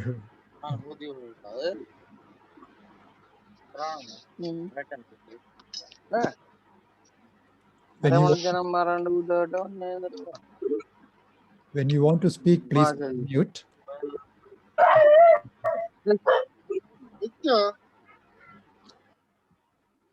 Saravanan கேள்வி கேட்க போறீங்களா? Father Sherrod, can you say in Sinhala the questions and answering session? Sherrod? Maybe Sherrod's mic is not working. Okay, Yeah, කරුණා maybe කරලා දැන් you තියෙන can just tell him. No? ප්‍රශ්න සහ ඔබට එකතු කරන්න තියෙන දේවල් දැන් මේ වෙලාවේ මතු කරන්න. කෙටියෙන් සහ ඉක්මනට. අපි මිනිත්තු 20කින් අවසන් කරන්න බලාපොරොත්තු වෙනවා.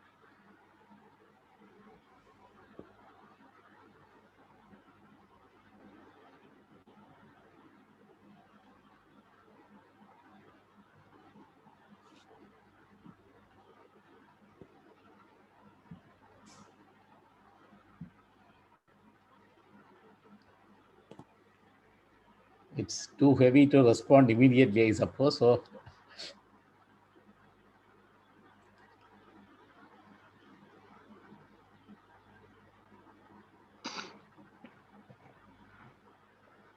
Well, I have one thing. You should all get hold of the book in those who read Tamil, the book about Latin America. I Yes. don't know how easy it is to get hold of. Yeah, Alex it's here. can tell you. It's here. Yeah. I think Malati Akka, one of the lifetime projects to translate it into But Tamil. there is another one that is translated, yeah? by No, Malachi. not yet. That's the Born in Blood and Fire. I have translated it. Yeah, this is Open Veins of Latin Open America. Veins, This is Eduardo. Galeano's book. Yeah. Galeano's book. Yeah. நான் சொல்றேன் என்னன்னா, எனக்கு Latin American வரலாற்றை மொழிபெயர்த்த போது எனக்கு இந்த பூகோள அறிவை பற்றி மிகப்பெரிய ஆழமான ஒரு புரிந்துணர்வு வந்தது. அந்த ஒரு நோக்கத்துக்காகத்தான் நான் லத்தீன் அமெரிக்கா இரத்தமும் நெருப்பும் இரத்தமும் கலந்த வரலாறு என்று ஒரு தமிழ்ல ஒரு ஒரு புத்தகத்தை மொழிபெயர்த்தினான். அது ஒரு யுஎஸ் யூனிவர்சிட்டி லெக்சரர் எழுதினா ஒரு யுஎஸ் யூனிவர்சிட்டியில லத்தீன் அமெரிக்கன் வரலாறு படிப்பிக்கிறதுக்கான ஒரு புத்தகம். அது தமிழ்நாட்டிலே அது வெளிவந்திருக்குது. நீங்க லத்தீன் அமெரிக்கா ரத்தமும் நெருப்பும் கலந்த வரலாறு என்று பாத்தீங்கன்னா அதுக்கு நிறைய தமிழ் பிள்ளைகள் எல்லாம் இருக்குது. ஆனால் அந்த கண்டென்ட் அது வேறையாத்தியம் நான் செய்யல. எனக்கு மொழிபெயர்த்தது மட்டும்தான். அதுக்குள்ள இருக்கிற விஷயம் ஆண்டி சொன்ன விஷயங்கள் நிறைய அதுக்குள்ள வருது. What I'll translate, what Malathi Akka was saying was she translated the book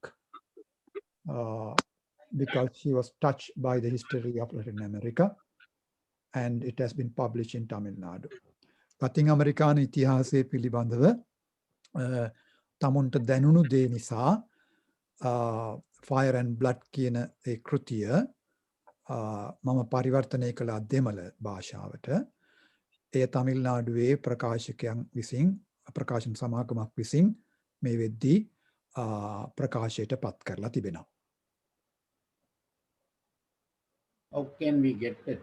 Is it available? I think நிமிர் பதிப்பகம் என்ற ஒரு பதிப்பகம் இருக்கு. அது I don't know, நீங்க வழக்கமா how do you order book Tamil Nadu books to homeland? I can try. Malathi Akka. Sarvanan raised hand. Ravi. Okay. Saravanan, please. Thank you. என்னென்னால் father இந்த இதுல சொன்ன விடயத்துல இந்த பொறுப்பு கூறல் பற்றி யுத்தம் தவறல்ல, தவறென்று சொல்லப்படாமலும் தனிப்பட்டவர்கள் மீது யுத்த குற்றங்கள் பற்றியும் இதுல சொல்லியிருந்தார். இந்த தனிப்பட்டவர்கள் மீது யுத்த குற்றத்தை சுமத்துறதாலேயோ இல்லாட்டிக்கு அவர்கள் மீது குற்றஞ்சாட்டுறதாலேயோ இந்த பாதிக்கப்பட்ட சமூகத்துக்கு எதிர்காலத்துல நிரந்தரமான ஒரு தீர்வு அல்லது அதனால பாதிக்கப்பட்டவருக்கு விடுதலை அந்த பொறுப்பு கூற வேண்டியவர்களிடம் இருந்து, அதாவது அந்த அரசுகளிடம் இருந்து விமோசனம் கிடைக்குமா என்பதுதான் என்னுடைய கேள்வி. Shall I? Yes, the question of Saravanan is that in his talk he said that US and you expect international community speaks about accountability, and especially punishing the people, the individuals who have committed war crimes, anything. What he is asking is whether this punishing, even now we see about taking it to ICC and all that, no? The commissioner has said. So punishing individuals on their war crimes will in any way help the Tamil people as a community to get benefit from it. Andy, sorry, I will put it into Sinhala, okay? Yeah, of course. ප්‍රශ්නය වසන්තන් මතු කළේ බලවත් රටවල් විසින් මේ වෙද්දී යුද අපරාධ සම්බන්ධයෙන් චෝදනා එල්ල කරලා තියෙනවා. ජාත්‍යන්තර අධිකරණයට පවා ගෙන යන්නට ඉඟි කරනවා. තරුණගේ ප්‍රශ්නය තනි පුද්ගලයන්ට දඬුවම් කිරීමෙන් ධර්ම ජනතාවට යුක්තියක් සිදු වේද ජනතාවක් ලෙස? Yes, Andy.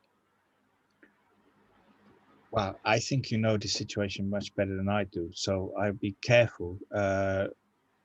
I think the individuals who are responsible for war crimes should be punished, but I think, only if that's not an excuse not to punish the institutions that were responsible for the crimes, and even at a more general level, the states that were responsible for the crimes.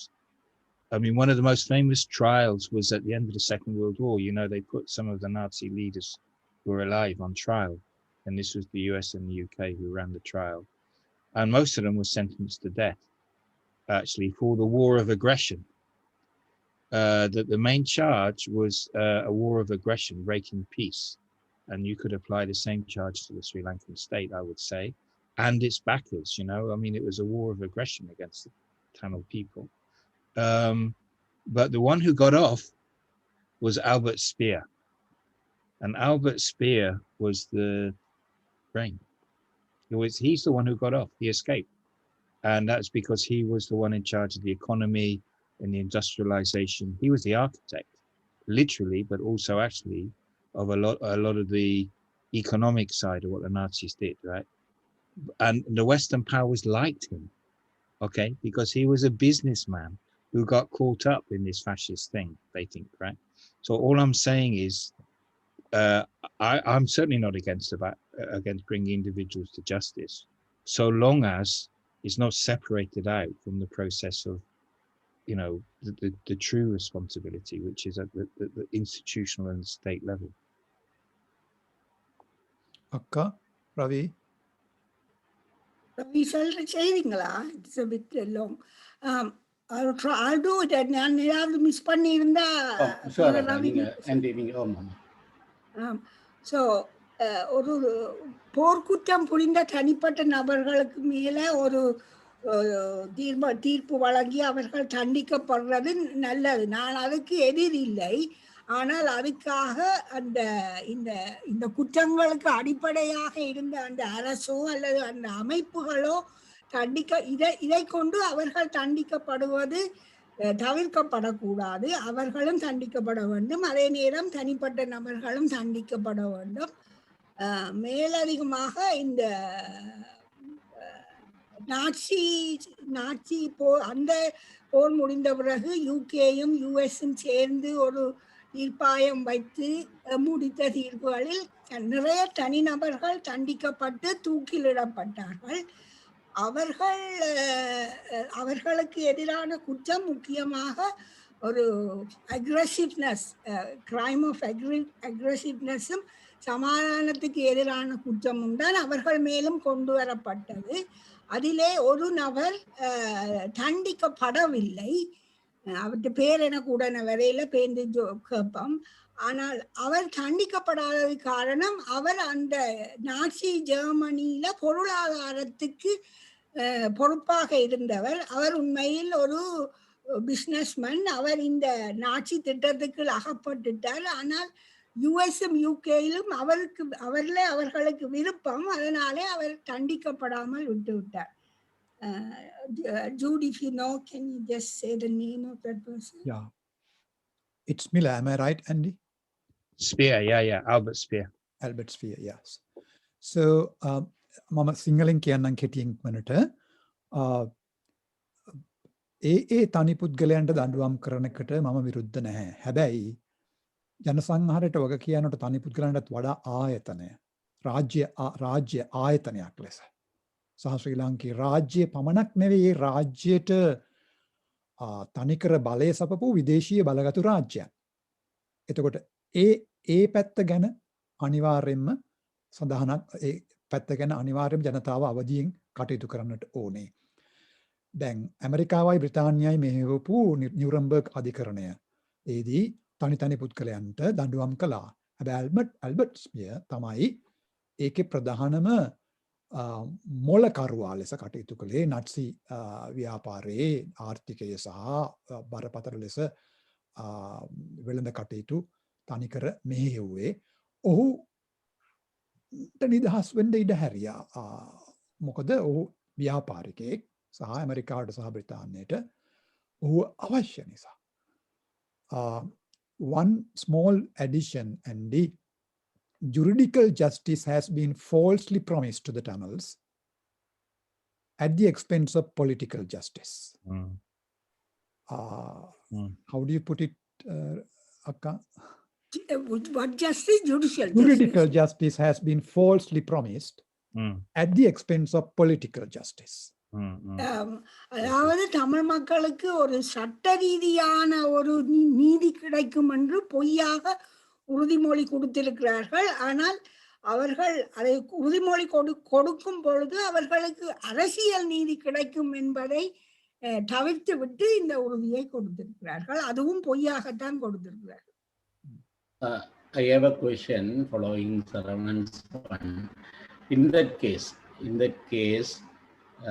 okay, we are also for individual punishment and all that has been done. But what are the avenues available internationally now to attain of political justice? How we should go about? Because it looks that all the Tamil community depends on Human Rights Council and now ICC. All these are different processes. But then to reach political justice, to get our own rights, what are the avenues available internationally? என்னுடைய கேள்வி என்னவென்று சொன்னால், சரவண்ட கேள்வி வந்து தொடர்ந்து நான் அந்த கேள்வியை முன்வைக்கிறேன். அதாவது தனிப்பட்ட நபர்களை தண்டிக்கிறத பற்றி எங்களுக்கும் பிரச்சனை இல்லை, அவரை தண்டிக்க வேணும். ஆனால் அதுக்கப்பால இந்த அரசியல் நீதியை தமிழ் மக்களுக்கான உரிமைகளை பெற்றுக்கொள்ள இன்றைக்கு சர்வதேச தளத்தில் உள்ள வழிவகைகள் என்ன என்றதுதான் இந்த கேள்வி. සිංහල අද රවී මතු කරන්නේ හරි දඬුවම් පවනවන්න ඕනය කියලා මම ඉන්න ස්ථාවරයක ඒ අපරාධ කරපු තනි පුද්ගලයන්ට. හැබැයි දේශපාලන යුක්තිය ඉෂ්ට කරගන්නට ජාත්‍යන්තරව තියෙන මාර්ග මොනවද? Andy. Well, the honest and short answer is I don't know. I mean, we can discuss possibilities. I mean, we are in a situation of rebuilding and recovery, and it's hard. I mean, the international power system has blocked just about everything. I mean, we went, Jude Lal and I and others went, and Malati, we went to Latin America. We went to a progressive government in Ecuador to try to get some support from them. And they didn't really give us any support. So at the state level, we have tried. This is why the Permanent People's Tribunal type process is important, because at least it puts on record what really happened. And I know that the Bremen Human Rights Association are now trying to make a political and legal campaign about the European Union banning the LTTE. I think it's a very brave and bold strategy, and I support them, but I feel it can't be the only thing. And so I'm not, I don't have a direct answer, but what my inclination is to rebuild contact with other oppressed movements, other social movements around the world. So I think that going to Latin America was a very good thing that we did. And I think, you know, you need to develop a capacity of international projection to make friends and contacts with progressive social movements around the world. I mean, it's not a quick answer, I'm afraid, but I mean, it's a brick wall. I mean, the international system is, at best, it's a brick wall, actually. At worst, it's another strategy of divide and rule, because what they do is they promise things and never deliver. But the people who sort of buy the promise then get caught up in this whole sort of machinery, you know, which is just nonsense. I mean, how many times we go to the United Nations and how many times we get kicked in the teeth, you know? So, yeah, I'm afraid I haven't got like a quick answer. It's more a step strategic one, I would say, which is to rebuild anti-imperialist type capacity. Akka. We could give the summary, Akka. We could give the summary saying that the need is to build progressive alliances with the progressive political movements, and that's. Yeah, that's Okay. just. I'm sorry, I forgot the translation. I'm sorry. Yeah, anti-imperialist. Yeah. So இதுக்கு ஒரு சுருக்கமான நேரடியான பதில் எனக்கும் தெரியாது. ஆனால் ஒரு போராடுற எல்லா சக்திகள் சத்தியத்துக்கு எதிராக போராடுற சக்திகளோட நாங்கள் தொடர்புகளை ஏற்படுத்தி சேர்ந்து போராடுவது தான் ஒரு நல்ல வழி போல எனக்கு தெரிகிறது. Can you say about also, you can say that in Tamil about your attempt with him, refer to that, no? Going to Ecuador and all that. Yes. Okay, இப்போ இதில் ஆண்டியும் சூடும் அதில் நானும் போடுறேன். நான் லத்தீன் அமெரிக்காவில் சில இப்படியான அரச மட்டத்தில் சில ஆதரவு தேடுறதுக்கு போனாங்க. அப்போ ஈக்குவடோரில் ஒரு ப்ரோக்ரஸிவ் கவர்மெண்ட் ஒன்று இருந்தது. ஆனால் அங்கே எங்களுக்கு பெரிய ஆதரவு கிடைக்கல. உண்மையா அரசுகள் மட்டத்தில் இப்போ உலகத்தில் இருக்கிறது ஒரு பிரிக் வால் மாதிரி தான் இருக்கு. ஒரு நல்ல பெஸ்ட்ல அது ஒரு பிரிக் வால்னு சொல்லலாம். பெஸ்ட்ல அவை எங்களை பிரிச்சு ஆளுறதுக்குத்தான் தோற்கடிக்கத்தான் முயற்சி பண்ணினோம். யுஎன் பல உறுதிமொழிகளை தந்து அதை நம்புறவர்கள் நம்பாதவர்கள் என்று பிரிச்சு தான் கையாளுகிறார்கள். කෙටියෙන් කියන්නම් ඍජුව උත්තරයක් දෙන්නට අමාරුයි. හැබැයි එකක් පැහැදිලි, පීඩිත ජනතා අරගල එක්ක සන්ධානගත වීම උත්තරයක් ලෙස අපි දැක ගන්නට ඕනේ. ඉක්වදෝරයට අපි ගියා ප්‍රගතිශීලී රජයක් පැවතුණු කාලේ. ඒත් මේ වෙද්දී ප්‍රගතිශීලී කියන රජයන් වලින් පවා ලංකාවේ දෙමළ ජනයාට අදාළව තියෙන පීඩාව සහ විශේෂ ජනසංහාර සම්බන්ධයෙන් තියෙන්නේ ඉතාමත් පසුගාමී ස්ථාවරයක්. නැත්තම් බටහිර බලවතුන්ගේම ස්ථාවරයට සමපාත වෙන ස්ථාවරයක්. නමුත් මේ උත්සාහය අතහැරිය යුතු නැහැ. අපි සන්ධානගත වීම දිගටම කරගෙන යා යුතුයි. But Ravi, we have 3 people who have been raising their hands for a good while. I think I do not know who is the person. Who I tag L22? Yeah, that's Jeevan. Jeevan. Yes, Jeevan. Yeah. Yes. Yeah. My question. There are 2 questions. One is the English and the Americans punished those who committed crimes against humanity, especially during the World War II. So I'm wondering who will be punishing these 2 culprits, Americans and British people. I mean, those who committed crimes against humanity, made blunders in other countries, crimes against humanity. That is my first question. The other one is, during the last phase of the war in Sri Lanka in 2009, Obama was a sitting president then, and he knew what was happening. In fact, he would have told the government not to cause damage or rather, casualty to civilians. But then surely he knew that, massacre took place, but he did not say anything about that. But later, I didn't read his book, but he came out with this book, and in which he has referred to Sri Lanka has committed crime against humanity. And then, of course, there is in the Human Rights Council, there is a pressure is building up, and looks like some sanctions are being considered against some individual, but not for the state.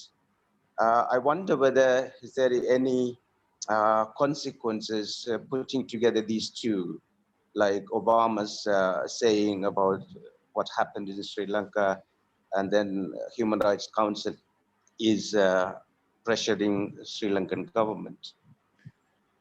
Thank you. Shall we also get the other 2 questions so that we can Yes, see if they that's are fine. correlated? Iniyavan, Tamal and Elil.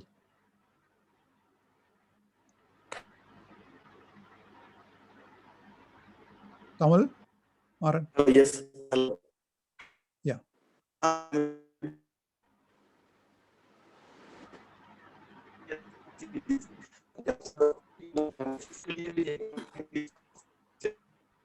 No, unable to hear. Unable to. Line is not good, eh? Yeah. Iniyavan, you can type your question in the chat. Father Lil, can you raise your question? Great. Iniyavan, yeah. please kindly type your question. This is not a question exactly, but a comment probably. I think see, one of the strategies that when we try to look for in order to continue the Tamil struggle, probably I think in a post-Mullivaikkal era, probably I think political historical era, what we have observed is that Western and the US powers have shifted the Tamilam liberation epicenter from Tamilam, and they have, I mean, in a way, given it to either UN or other elsewhere, right? So this is one of the strategies that they used in order to handle the whole liberation struggle. So probably I think while looking at different avenues to pursue the struggle, one that is suggested here is that we need to really share the solidarity with the other oppressed people who really fight against imperialism. While I would, this is my personal conviction that we need to, because the ground situation, people are not involved. I would say involved in the Tamilam struggle in Tamil. So I think we need to really go back to people and then probably I think build up the people's power. That's my comment, not really a question. Earlier you can say that in Tamil, please. நான் என்னுடைய ஒரு அவதானம் அப்படின்னு சொன்னால் பின்மொழிவாய்க்கால் அரசியல் வரலாற்று தளத்தில் வந்து என்ன நடக்குதுன்னு சொன்னால் விடுதலை என்ற மையப்புள்ளியை வந்து வடக்கு கிழக்கு தாயகத்திலிருந்து எடுத்து ஒன்று ஐக்கிய நாடுகள் சபையிட்ட கொடுத்திருக்கணும். குறிப்பாக இது வந்து ஐரோப்பிய நாடுகளாலேயும் அமெரிக்காவிலையும் நடந்தது. ஒன்று ஐக்கிய நாடுகள் சபையிட்ட கொடுத்திருக்கணும், அல்லது இல்லாட்டி அதை வந்து வடக்கு கிழக்கு தமிழர்லேருந்து எடுத்து வெளிநகர்த்தி இருக்கணும். இப்போ அதான என்ன செய்திருக்கணும்னு சொன்னால் தாங்கள் ஒரு விதத்தில் வந்து ஒரு மீட்பர்களாக வந்து இருக்கணும். அப்போ அதால் வந்து நடக்குதுன்னு சொன்னால் அது எங்களை விட்டு அந்நியப்பட்டு போயிருக்கு. அப்போ நாங்கள் இந்த ஒவ்வொரு உத்திகளை பற்றி நாங்கள் யோசிக்கக்குள்ள வந்து ஒரே ஒரு எனக்கு தெரிஞ்சதுல ஒரு முக்கியமான ஒரு உத்தி நாங்கள் என்ன செய்வோம், நாங்கள் திருப்பி ஒரு மக்கள் சக்தியை மீளழ்ச்சி கொள்ள வேண்டிய அல்ல மக்கள் சக்தியை கட்டியெழுப்ப வேண்டிய தேவை ஒன்று இருக்குன்னு நான் நினைக்கிறேன். நன்றி.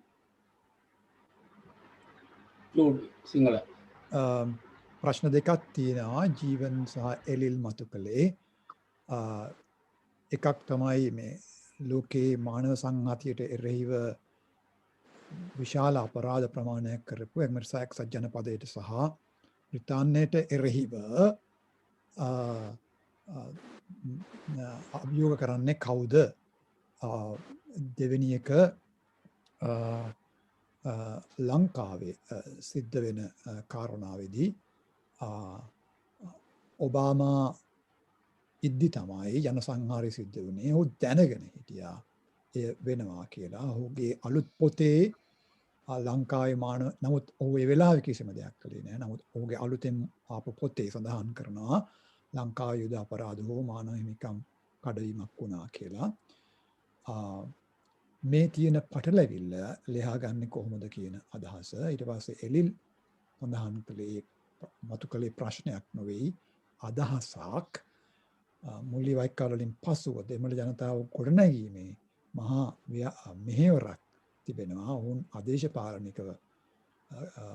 අදේශපාලනික කරනට වඩා දේශපාලනය කිරීමේ අවශ්‍යතාවයක් තිබෙනවා කියලා.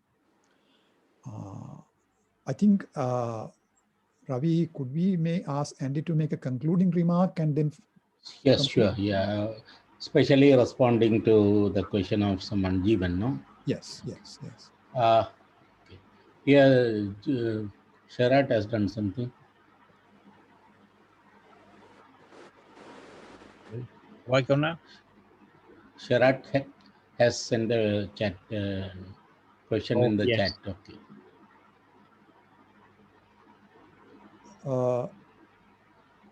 There's a question. Sharat, this is very, maybe we should find a way of getting this story. Okay, the question that Gerard raises is, when British brought Indians to estate plantations in Sri Lanka, more than 300,000 have died on the way. Even now they are deprived of their basic rights. Can we recognize or name this as genocide? Yeah. වතුකරේ දෙමළ ජනතාව බ්‍රිතාන්‍යයෙන් විසින් ගෙනීමේදී 3 ලක්ෂයකට වැඩි අධික ප්‍රමාණයක් මිය ගිහින් තිබෙනවා ඔවුන්ව ගෙන එන අතරතුරේ අද මේ වෙද්දී ඔවුන් ජීවත් වෙන්නේ ඔවුන්ගේ මූලික අයිතිවාසිකමත් නැති තත්ත්වයක් ඇතුළේ මෙය ජන වර්ග සංහාරයක් ලෙස නම් කරන්න පුළුවන්ද? ஷராட் அவர்களுடைய கேள்வி என்னன்னு சொன்னால் எங்களுடைய மலையகத்தில் உள்ள தேயிலை தோட்டங்களை வேலை செய்கிறதுக்கு பிரித்தானியர்கள் இந்தியாவிலிருந்து பல தமிழ் மக்களை கொண்டு வந்தார்கள். வருகிற வழியிலே 3 லட்சத்துக்கு அதிகமான மக்கள் இறந்திருக்கிறார்கள். இவ்வாறான ஒரு மோசமான செயலை அவர் செய்தது. இதுவும் ஒரு இனாளிப்பு என்று அழைக்கப்பட முடியுமா?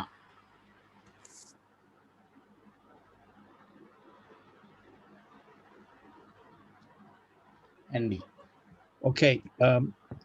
Well, I'll take them in reverse. I mean, on that last one, we should find a team or an individual to document this and to see how well, indeed, we can get it into the public attention in the first place. I mean, it sounds horrific and should be. It's not known. It's not known in the British media, in the British story, I would say. So yes, we could try to do this. I mean, I think the documentation has to come first, and some way of explaining the true history, the real history, and then we see about what process in terms of genocide.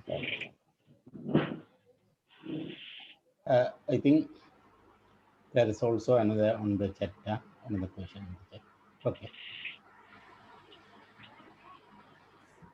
Okay. Do I respond? Do you want to just translate what I said? Sorry, I know slightly lost on process. Do you want me to go on each question? Andy, could you kindly repeat briefly what you said? Sorry. Yeah, well, I think on the question from Sharad Jawadna, of course, this one, I didn't know the extent of this story. 300,000 have died. And we should find a way to document it in a way which is well documented and robust, and to try to get it into the public domain, into the media here, for example, and then we will see. We have to do this first, I think. Yeah. Father Ravi, நீங்க செய்றீங்களா தமிழ்ல? Father Ravi? Sorry, I didn't follow that.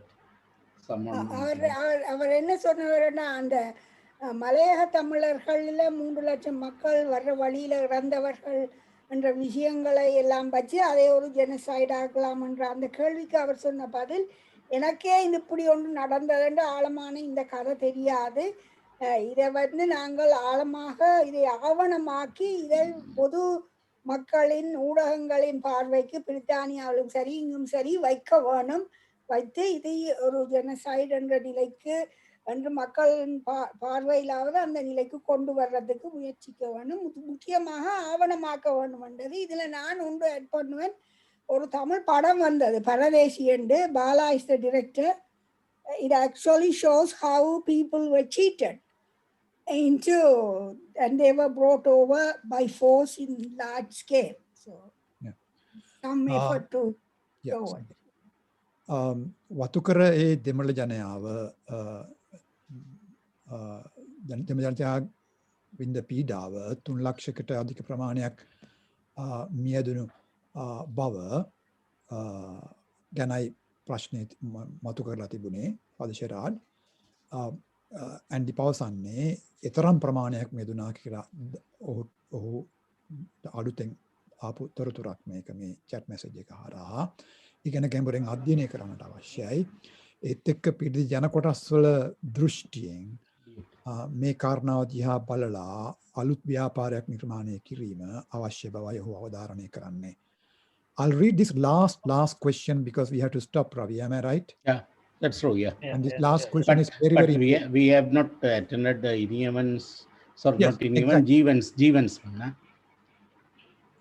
Yes. Yes. Jeevans ones and Ineavans one, no? Ineavan did not send anything. Yes, he has sent it now. Okay. And this is the last question. That's the one. Okay. Yeah. Imperialist US and UK's complicity in the genocide of Tamils is clear. clearly explained in this session by means of the geopolitical explanation. However, India's complicity in genocide is not explained through this geopolitical analysis. Apart from the Delhi's historical enmity against the Tamils, can it be explained through this geopolitical study? You want to put that in Tamil and Sinhala? Akka? நான் சொல்றேன். So இந்த ஐக்கிய அமெரிக்க பிரித்தானிய ஏகாதிபத்தியம் வந்து ஈழத்தமிழரின் இன அழிப்பில் அவர்களுடைய பங்கு இந்த இந்த இந்த செஷனுக்களால் அழகாக விளங்கப்படுத்தப்பட்டு இருக்குது. ஆனால் இந்தியாவும் இதில் பங்கு, இந்த இனவழிப்பில் இந்தியாவின் பங்கு இந்த ஜியோபொலிட்டிக்கல் இந்த விளக்கத்தின் ஊடாக விளங்கப்படுத்தவில்லை. டெல்லி வந்து தமிழருக்கு எதிரான ஒரு பொதுவான எதிர்ப்புக்கு அப்பாலே இந்த இனவழிப்பு விளக்கத்துக்கூடாக இந்தியாவின் பங்கையும் விளங்க வைக்க முடியுமா? මෙතන ප්‍රශ්නයක් මතු කරනවා.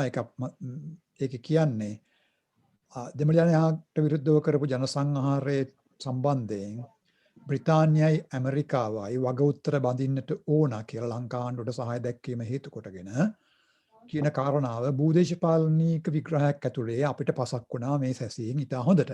හැබැයි ඉන්දියාව වග කියන්නට අවශ්‍යයි නේද? භූදේශපාලනික විග්‍රහයක් ඇතුලේ ඉන්දියාව කොහොමද මෙතන ස්ථානගත වෙන්නේ මේ විග්‍රහය ඇතුලේ? Andy.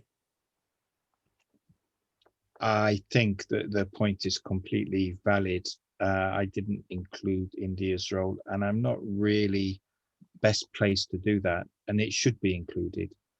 So I'm hoping maybe with your discussion with Radha D'Souza or in some other way we can develop this aspect of the analysis. I mean, the point is completely right. It's just that I'm not the best person to do it. Yeah. நீங்க கேட்ட கேள்வி நல்ல கேள்வி. நீங்கள் பச்ச அந்த இந்தியாவின் பங்கு என்பது மிகவும் சரியானது. ஆனால் இதை விளங்குறதுக்கான சரியான நான் இல்லை, வேறு ஆட்கள், ராதா டிசோசா போன்றவர்கள் இதை விளக்குவதற்கு இன்னொரு கட்டத்தில் எங்களுக்கு உதவலாம். ஆனால் நான் இதை செய்வதற்கு சரியான ஆள் இல்லை. ஆனால் இது கட்டாயம் விளங்க வைக்க வேண்டிய விஷயம். ඇත්තටම ඒක ඉතාමත් වැදගත් ප්‍රශ්නයක්. එයට උත්තර දෙන්න හොඳම එක්කෙනා මම නෙවෙයි. ඒ පිළිබඳව අධ්‍යයනය කරපු අය ඉන්නවා. අපි තවත් සැසිවාරයකදී ඒ පිළිබඳව ගැඹුරින් අධ්‍යයනය කරන්නට අවශ්‍යයි. Andy, there was one thing that if you would like to comment, Jeevan raised the question. Yeah. Why who is going to accuse the British and the American powers who have committed so many crimes across the world? That was one of his questions and comments, in a way, just as a concluding remark. Yeah. We have to dance on the grave of imperialism. That's the answer. I mean, there have been partial bringing to justice, like the Russell Tribunal did show what the US had done to the Vietnamese. But fundamentally, we have to end the system, and what replaces it has to be some type of socialist community internationally. Akka. நாங்கள் அந்த இவர்களுடைய சடலங்களின் மேல் தான் நடனம் ஆட வேணும். அதாவது இது ஒரு விதத்தில் ரஷல் ட்ரிபியூனல், அதாவது மக்கள் தீர்ப்பாயத்தின் முன்னோடியாக இருந்த ரஷல் தீர்ப்பாயம் வந்து ஒரு அளவுக்கு யுஎஸ்க்கு சில தண்டனைகளை விதித்திருக்குது. ஆனால் அது ஒரு கருத்து ரீதியான தண்டனை தான். ஆனால் இதற்கு உண்மையான மாற்றம் எங்கே வரும் என்றால், ஒரு சோசியலிச ஒழுங்கின் கீழ் உலக மக்கள் எல்லாரும் வரும்பொழுதுதான் இதுக்கான ஏதாவது மாற்றங்கள் வரலாம். අධිරාජ්‍යවාදයේ මලගම උඩ අපි අලුත් යුගයක් නිර්මාණය කිරීම සඳහා බලාපොරොත්තුවකින් පසු වෙන්නට ඕනේ. රසල් ට්‍රයිබියුනල් එක වැනි මහජන විනිශ්චයන් විසින් ඇමරිකාව සහ බ්‍රිතාන්‍යයට අභියෝග කළා ඔවුන්ගේ අපරාධ හෙළි දක්වමින්. මේ ප්‍රශ්නය මතු කළේ ඇමරිකාවට සහ බ්‍රිතාන්‍යයට එරෙහිව කවුද චෝදනා කරන්නේ කියන මේ කාරණාව මත සමාජවාදී අධිරාජ්‍ය විරෝධී ක්‍රමයක් ඇතුළේ තමයි ඒකට උත්තරයක් තියෙන්නේ කියලායි මට කියන්න තියෙන්නේ. I think, Ravi, there are more questions, but as this is the process of studies, we may not be able to. Yes, but I think his question is already answered. Yes. He has asked what is alternative capitalism. Yes. The final answer is socialism. So, yes. So could you kindly, when Sharad, please conclude the session, if you don't mind. Sharad? Yeah. We are thankful. I will tell in Sinhala, no? Yes. අපි දැන් අද මම හිතන්නේ සෑහෙන වෙලාවක් දැන් 10 මාටත් කිට්ටුයි. අපි මේක ගැන ස්තුතිවන්ත වෙනවා පළවෙනිම අපගේ කතිකයට ඒ වගේම ඔබ සියලු දෙනාට මේක ගැන පොඩි ඉවැලුවේෂන් එකක් අපිට අවශ්‍ය වෙනවා. අපි ලබන මාසේ අන්තිම සෙනසුරාදා වැඩසටහන කරන්න ඉස්සෙල්ලා අද වෙච්ච මේ වැඩසටහනේ තියෙන අඩුපාඩු හා තියෙන හොඳ දේවල් මේවා ගැන පොඩි ඉවැලුවේෂන් එකක් අපි හැම කෙනාම කරලා ඒක මට හරි ෆාදර් රවිට හරි ලැබෙන්න සලස්වන්න ඔබ සියලු දෙනාටම ස්තුතියි.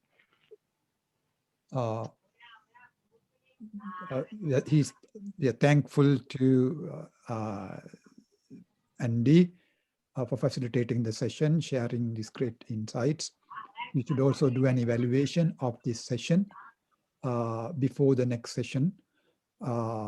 And for that, we should meet. Ravi? Andy அவர்களுக்கு நாங்கள் நன்றியை சொல்லிக் கொள்கிறோம். அதாவது நாங்கள் இந்த ஸ்டடி இந்த கற்கை முயற்சி ஆரம்பித்திருக்க இந்த பின்னணியில் முதலாவது உரையாக இது அமைந்திருந்தது.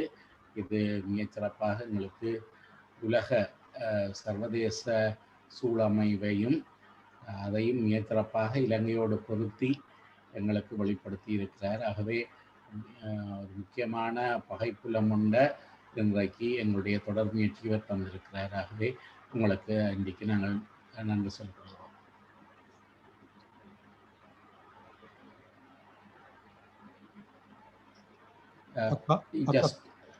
Akka, could you say it in English? I'll say yeah, Ravi, yeah. Andy, that we extend our gratefulness and we say thank you for you because this is the first session of the program and you have given a real background of the international situation and relating it to Sri Lanka. So our main concern is our problem in Sri Lanka, but then we would like to see that in the global vision. No? So you have really set a real background for our future study program. So just from our hearts we say thank you very much. Father Ravi කෙටියෙන් කියන්නම් අපේ මේ වැඩසටහනේ කාර්යමුණක් උනේ භූමියේ ලංකාවේ භූමියේ සිද්ධ වෙන එක ගෝලීයව ස්ථානගත කරන්නට ඇන්ඩි ඒ වෙනුවෙන් විශාල කාර්යභාරයක් ඉෂ්ට කළා. අපේ මේ වැඩසටහනේ පළවෙනි සැසියයි මේ අපිට ස්තුතිවන්ත වෙනවා ඒ වෙනුවෙන් මහන්සි වෙන ඇන්ඩිට. Father Ravi, Father Sharad, I would greatly appreciate if the participant for the next session can be on time. Yeah. Isn't it? We will put a reminder. Yes. Okay. Okay, thank you very much, Andy. Thank you, Martha. Thank you. Thank you all. Thank you, very much. everybody. Thank you. Okay, have a good day. Have a great night. Yes. Thank you. Yes.